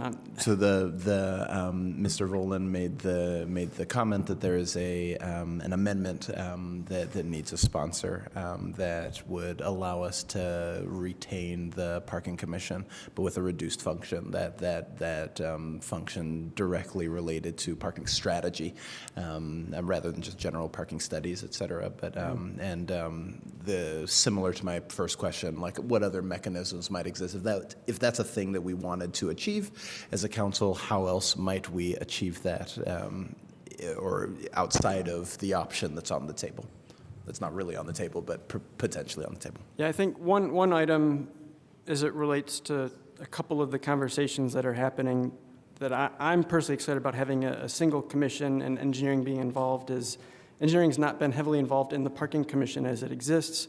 But per the state code we're stating, my position is legally required to advise on the regulations of parking. So there's a lot of efficiencies that will come from engineering being present and already there, so to be assured that we are a part of that process, where currently that's maybe hasn't been happening. So I think that's going to be an improvement there. And then just how, if we could provide reports. I guess another thing I would generally state is anytime a council member or anybody can submit comments, we're going to respond and engage. And so that's what freeing up the staff capacity will also hopefully enable us to be more responsive to those kinds of things. Thank you. Anybody else? Dave? Oh, sorry. Councilmember Rallo. So just for clarity, Mr. Siebel, or maybe Ms. Rice, if she's there. So in the past, you've come to us and you said, we want to put stop signs in at these intersections. And we've approved them. And in the past, that goes into our code.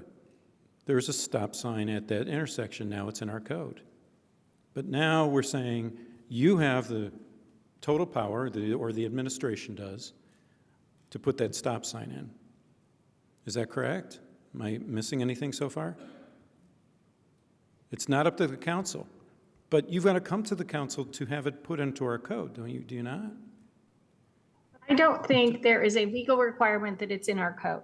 I think that state law says that the traffic engineer shall direct the use of all traffic signs, traffic signals, and paint markings. I don't, and again, happy to, and Andrew may know more about what happens in other jurisdictions, but I believe the state code and Andrew, in looking at the manual on uniform traffic control devices, has the expertise and the knowledge to know where stop signs go and the authority under state law to go to the Board of Public Works and say, hey, who has control over the rights of way, to say, I need a stop sign there. Years ago, there was a So we don't find stop signs at a specific location in the code. We do locally. That is a local. Then how does that get into the code if we can't amend? Isn't it up to council to amend the code?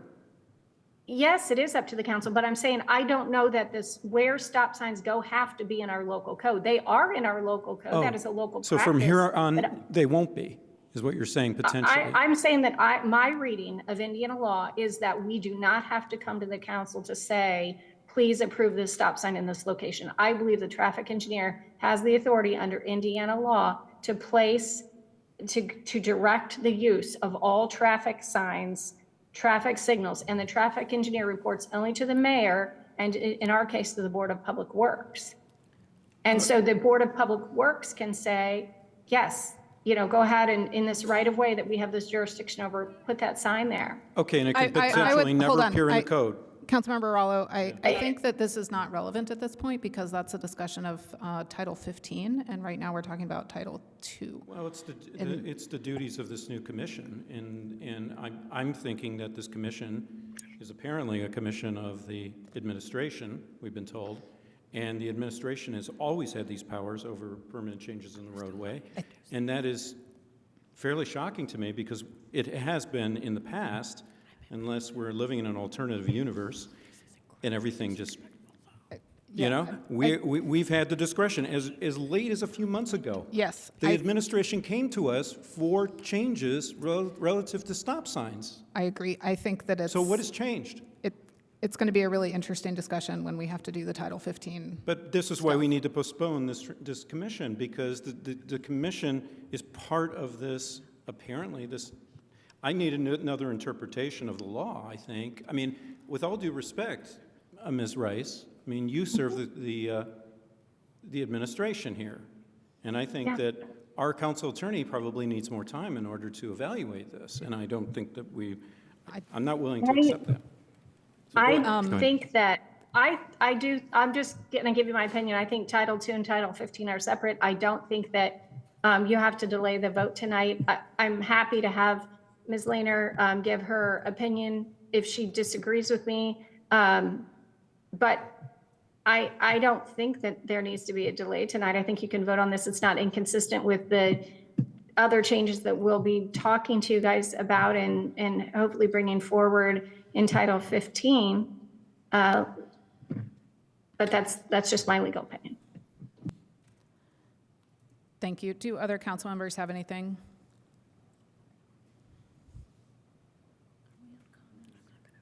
We are still on questions, so seeing no more questions, I think moving to comments would be in order at this point. So as a reminder, we have 5 minutes to comment, and I'm going to give staff just a second to get the timer on the screen because that is such an ongoing struggle technologically for us these days. And while we're doing that, we can all craft our comments and decide who wants to go first. Does anybody want to go first? All right. Councilmember Ruff is going to go first when we've... Wonderful. Go ahead, Councilmember Ruff. I just at this point, I have to, I'm a little skeptical of this claim that they're totally separate. Title 15 and this are just not related in an important way. When this legislation specifically refers to the powers that this commission will have related to procedures, processes in Title 15. And I'm not sure that what's in Title 15 now regarding, for example, the TCGP isn't actually in conflict with state law. I'm not confident of that because it does give this commission, which I don't believe also is exclusively an executive part of the executive branch, a power. So I just need a little more. Now, maybe I can be totally convinced that this is not an issue at all. I just don't have clarity right now. I just don't have enough clarity right now. Now, I appreciate and value the idea behind this, the TC, the Transportation Commission, and I believe 100% that the commission is going to do important and valuable work to improve and have important input to improve transportation in the city. I believe that 100%. And I think our transportation policies and investments and priorities will improve and be more inclusive and be more representative of the community because of this commission. I believe that. So that's not what I'm concerned about or skeptical of. I'm just seeing a lot of the objections that existed in December about an amendment I've sponsored playing out here with a different response from the administration and staff, particularly now that we have this interpretation that it really isn't the realm of council in any way, shape, or form. So, you know, if we had more time, I might thoroughly and enthusiastically embrace this legislation. But I'm not there yet, and I don't really see the hurry, because right now, the experts in transportation engineering have all the power they need to do, apparently, to make any of these decisions that need to be made in the next couple of months. And I think it's worth it to try and get the consistency between all parts of the code, make sure it's in compliance with state code, and before we move on and do something that's going to, that I see as connected, that I see as related. So again, I want to emphasize, I think this commission will provide important input and value to the community in terms of our transportation infrastructure and our transportation priorities and policies. I believe that. And, but I don't think we're ready to go there yet responsibly. And I don't get the hurry, so I'm going to have to vote no, because I don't really have any other option. I don't believe in just passing, especially when I've explained my position. There's no need to pass. So I probably have to vote no. Thank you. Councilmember Piedmont Smith. Yes, I think that the new Transportation Commission is a good way to combine things that now currently often require presentation to more than one commission, to develop a comprehensive transportation policy with all the staff that are relevant in the room when certain decisions are made. I guess I do have to admit, you know, part of it is that this commission has the buy-in and support of the administration, whereas with the Parking Commission, I'm skeptical, even with this administration. So I'm going to support this Transportation Commission. I think it is important that we vote on it tonight, because we need to fill the positions on the Transportation Commission. There are 5 positions to be filled by the council. As we know, it takes us a while to do interviews, to get the word out, to get people to apply. And we'll have some tough choices to make, because there are 3 existing commissions, and some of those folks will want to serve on this one. So there is a time element here that we need to be aware of. So as to what Councilmember Ruff said and what Councilmember Varallo has said previously, if there is a discrepancy between the practice of sending Title 15 changes to the council and of the way that the traffic calming greenways program is administered and what is in state law, those discrepancies are there now. So if we pass this, it's not adding any discrepancy. It's already there. So we will look at that, and I am just as surprised as my colleagues that this is the case, because I've been on this council almost as long as they have, and we've always gone through council for these things. But I do not think that is any reason to delay action on this item. This item is really largely Title II. And the only mention of Title 15 is not an additional possible violation of state code. It's the same violation of state code whether we do this or not.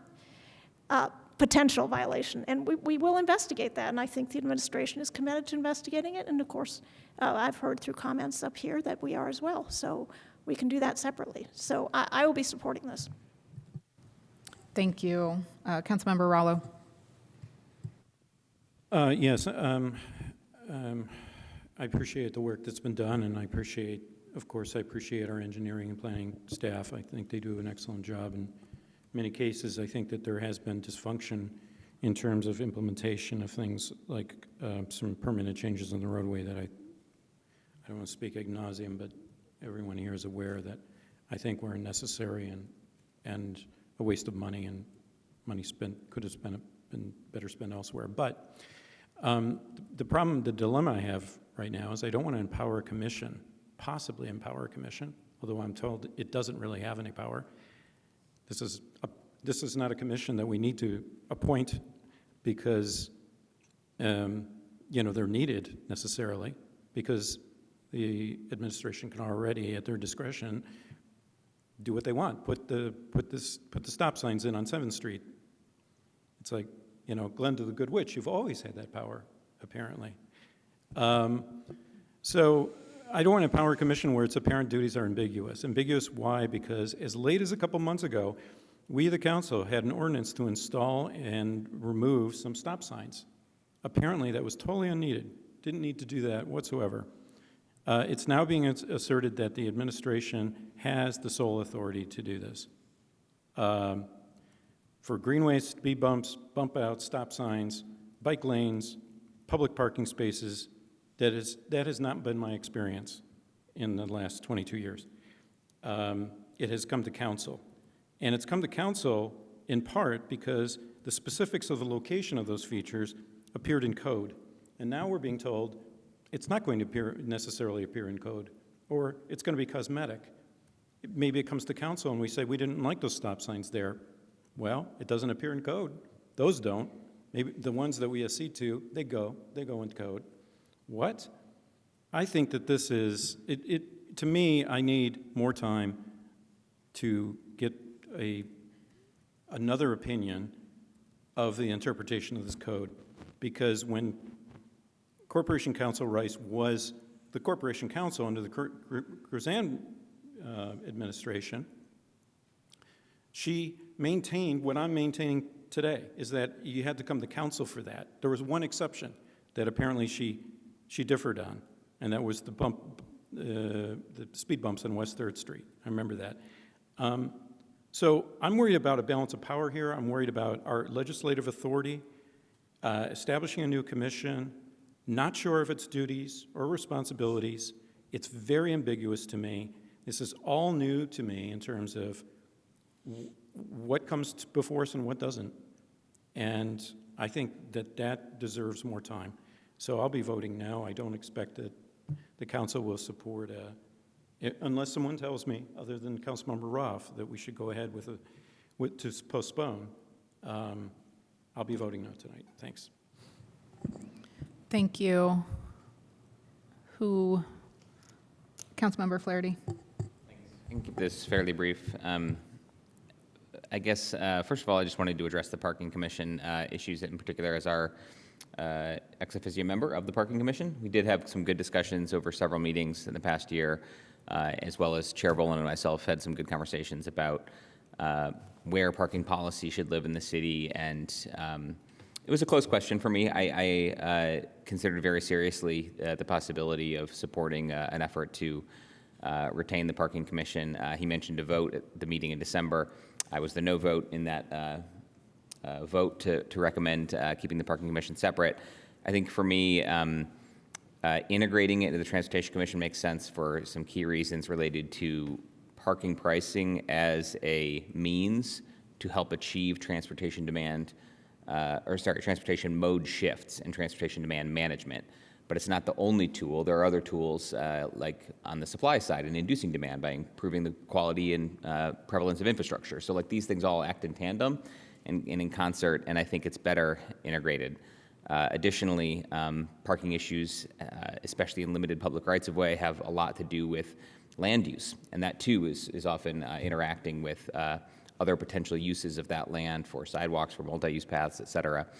And so I think that integration ultimately is better. The other challenge, and through no fault of the Parking Commission, they were not well-resourced or well-supported through much of their history and weren't always able to produce the types of things that we'd like to see to inform parking policy.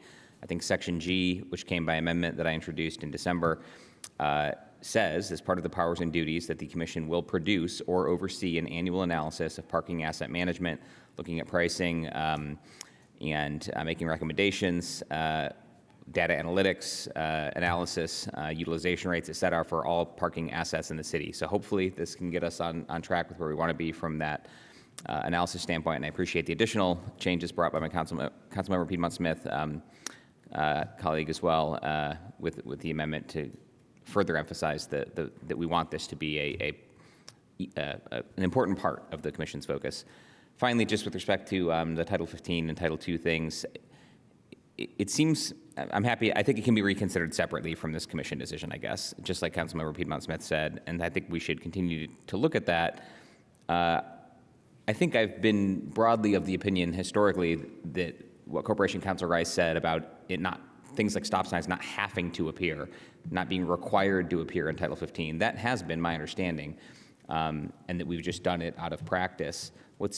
And so there's no harm there because we're not, taking away authority. What would be interesting is whether or not the council can direct a stop sign over the sort of protestation of the engineer. And it sounds like maybe that's where we have some ambiguity and, an opinion from the Corporation Council that wouldn't be okay. And I'm not sure we've ever been rigorous or kind of in our understanding of that. So I look forward to additional conversations there. Again, I don't think it majorly affects this commission, and I'll be supporting it. Thank you. Thank you. Does anybody else want to make a comment down here on my left?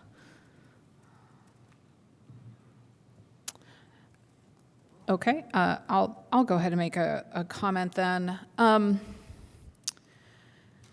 So it's been a really interesting conversation in terms of the Title II versus Title 15, but I also don't see a conflict in terms of what this is doing is mostly changing Title II. But I also just kind of went through and highlighted all of the actual purposes and actions that are kind of cited in the creation of the Transportation Commission, and I thought that it might be worth it to just kind of read those out loud so that people realize exactly what power this commission will or will not have in terms of those Title 15 versus Title II issues that were brought up. So in the purpose statement, it says the commission shall provide recommendations and guidance. It says that it shall serve as a standing steering committee. Neither of those things empower it in some way to make final decisions. Under powers and duties, it will coordinate, supervise, and when necessary, approve transportation-related studies, plans, consultant reports, activities, programs, and projects, including acting as a standing steering committee. Those words, when necessary, approve, is pretty key because there might be times that it is not necessary for this commission to approve something in order for it to happen. Review all transportation projects. Provide a forum for members of the public, which I think is really key and important. Conduct education activities. Make recommendations on transportation policy. Again, recommendations are, like making recommendations is not empowering final decisions. Make recommendations on public parking policy. Produce or oversee an annual analysis of parking asset management. Request appropriations through the mayor and communicate the need for appropriations to the city council. None of those things really empower decision-making in the way that there were statements made in terms of state law and the traffic engineer's responsibilities and duties. And honestly, reading through the Bike Ped Safety Commission, which is going to be deleted as part of this, it also does not actually state that one of the duties is to approve greenways. It doesn't actually say that that is the responsibility of that board or of that commission. And then the Title 15 changes are just replacing references to Traffic Commission, Bike Ped Safety Commission with references to Transportation Commission. And specifically with regard to greenways, I went ahead and looked at the Traffic Calming and Greenways program, part of our code, to just see, well, what is it that it says right now about Bicycle and Pedestrian Safety Commission? And it actually says the Traffic Calming and Greenways program administered by the Planning and Transportation Department and the Bicycle and Pedestrian Safety Commission shall be incorporated by reference into this chapter. And that is the reference. It says that that program is administered by both of those bodies. And so I also don't actually see any conflict with that either. So I think that in code, there's not necessarily that conflict in terms of what is in this ordinance and this creation of a commission, though there may be other conflicts within Title 15 and then just our general practice of having certain things in Title 15. So that will also be some interesting clarity and understanding moving forward in terms of the relationship between the administration and the council and how we honestly, to me, the most important part is being transparent with our public. Like, we don't want our traffic engineer, who is like only responsible to our mayor, like doing whatever on earth they want to do any old time. We want there to be transparency. We want there to be public input. We want there to be a process and a procedure that doesn't just involve like one person going off and doing whatever they want, no matter what state law says about who has ultimate authority. But that is down to process and administrative procedure, and that is something that's been done a certain way for an awful lot of years, that now maybe we can go, maybe that was not actually the best way to do it, and there should be something slightly different. So I'm happy to support this tonight and looking forward to reconsidering how we manage other pieces of our transportation policies. And unless somebody down here would like to make a comment, or somebody down here would like to make a 2-minute rebuttal, which it looks like we have. So Councilmember Ruff, 2 minutes. This will not take 2 minutes, but thank you for recognizing me. So I'm reading now from the process for traffic calming staff-led traffic calming neighborhood greenway process, which is incorporated as part of Title 15. Step 6 reads, city staff shall present the project, objectives, baseline data, notes from public meetings, and design concepts to the Bicycle Pedestrian Safety Commission for review. By default, projects will proceed unless a 75% of the BPSC, the Bicycle Pedestrian Safety Commission, appointed members vote to send the project back to the city staff for further refinement. Council President Stossberg and I might apparently disagree on to what extent that is some kind of an actual power, but that's the key spot where I find a conflict with what supposedly cannot be done by anyone but the engineer.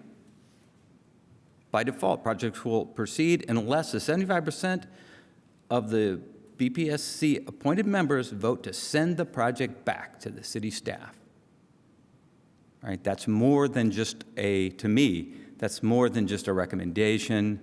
That's more than just advisory. That's all I want to point out. Thank you. Thank you. I'm going to take my 2-minute rebuttal because my name was invoked. The section that I was reading was 1526.030. Oh no. 1526 Traffic Calming and Greenways Program. And I'm not sure where the reference was that you just read, but that was what I was able to find super quickly during the meeting while we were talking in terms of that reference. So if I missed another reference, then I missed a reference, and I would agree that that gives it some amount of power and authority, but it also doesn't preclude the engineer coming back with something revised. And it really, I mean, I've sat through a couple of those meetings, and eventually there is usually agreement between staff and that commission. And I'll once again say a key part of that process is the public comment, and is that public input into the whole process that I think is really important and is maintained in the Transportation Commission. Are there other comments or 2-minute rebuttals out there? Great, then I think that we're ready to call the roll on, I'm going to have to go back to what our ordinance number is, ordinance 2025-04 as amended.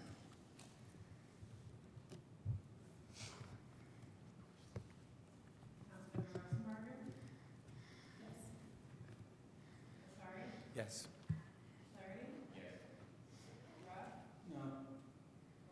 No. Smith? Yes. Strasburg? Yes. Daley? Yes. And Zulik? Yes. Thank you. So that passes with a vote of 7-2. And now we're almost at the end of our agenda. We've reached our second period of public comment for items not on the agenda.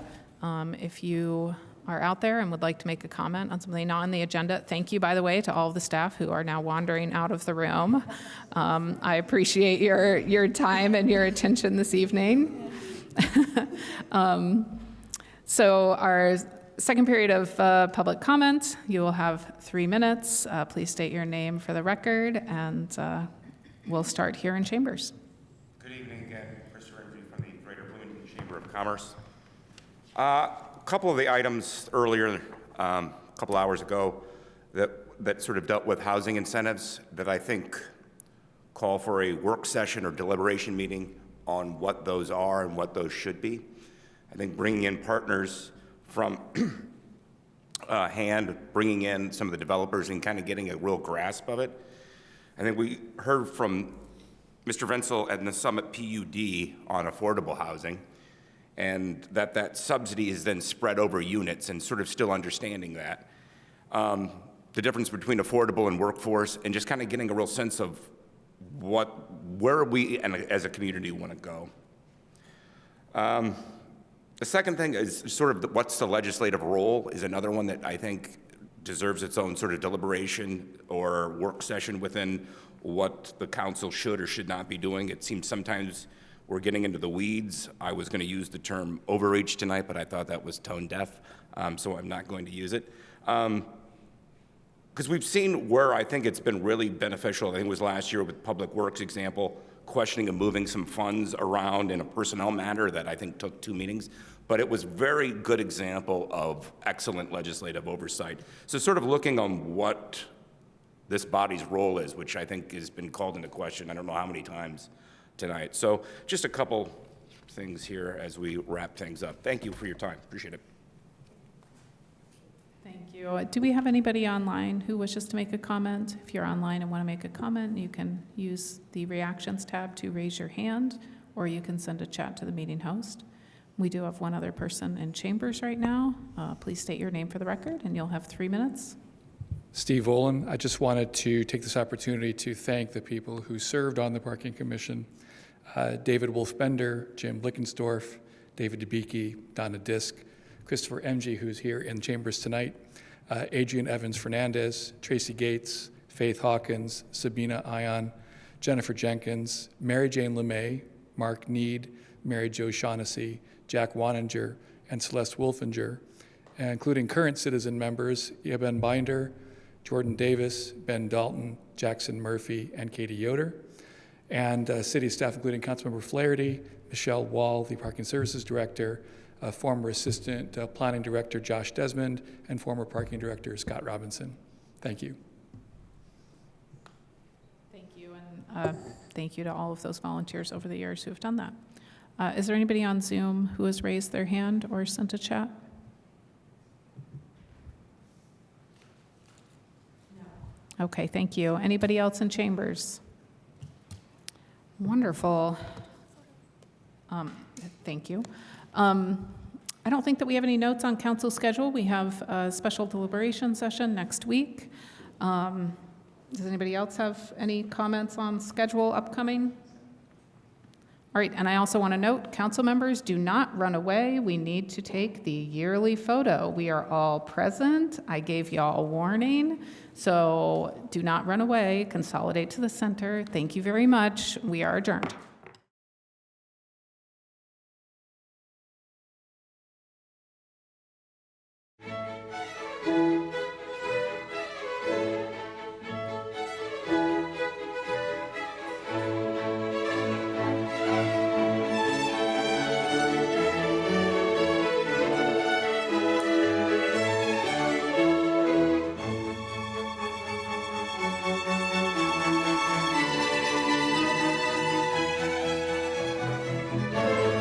you.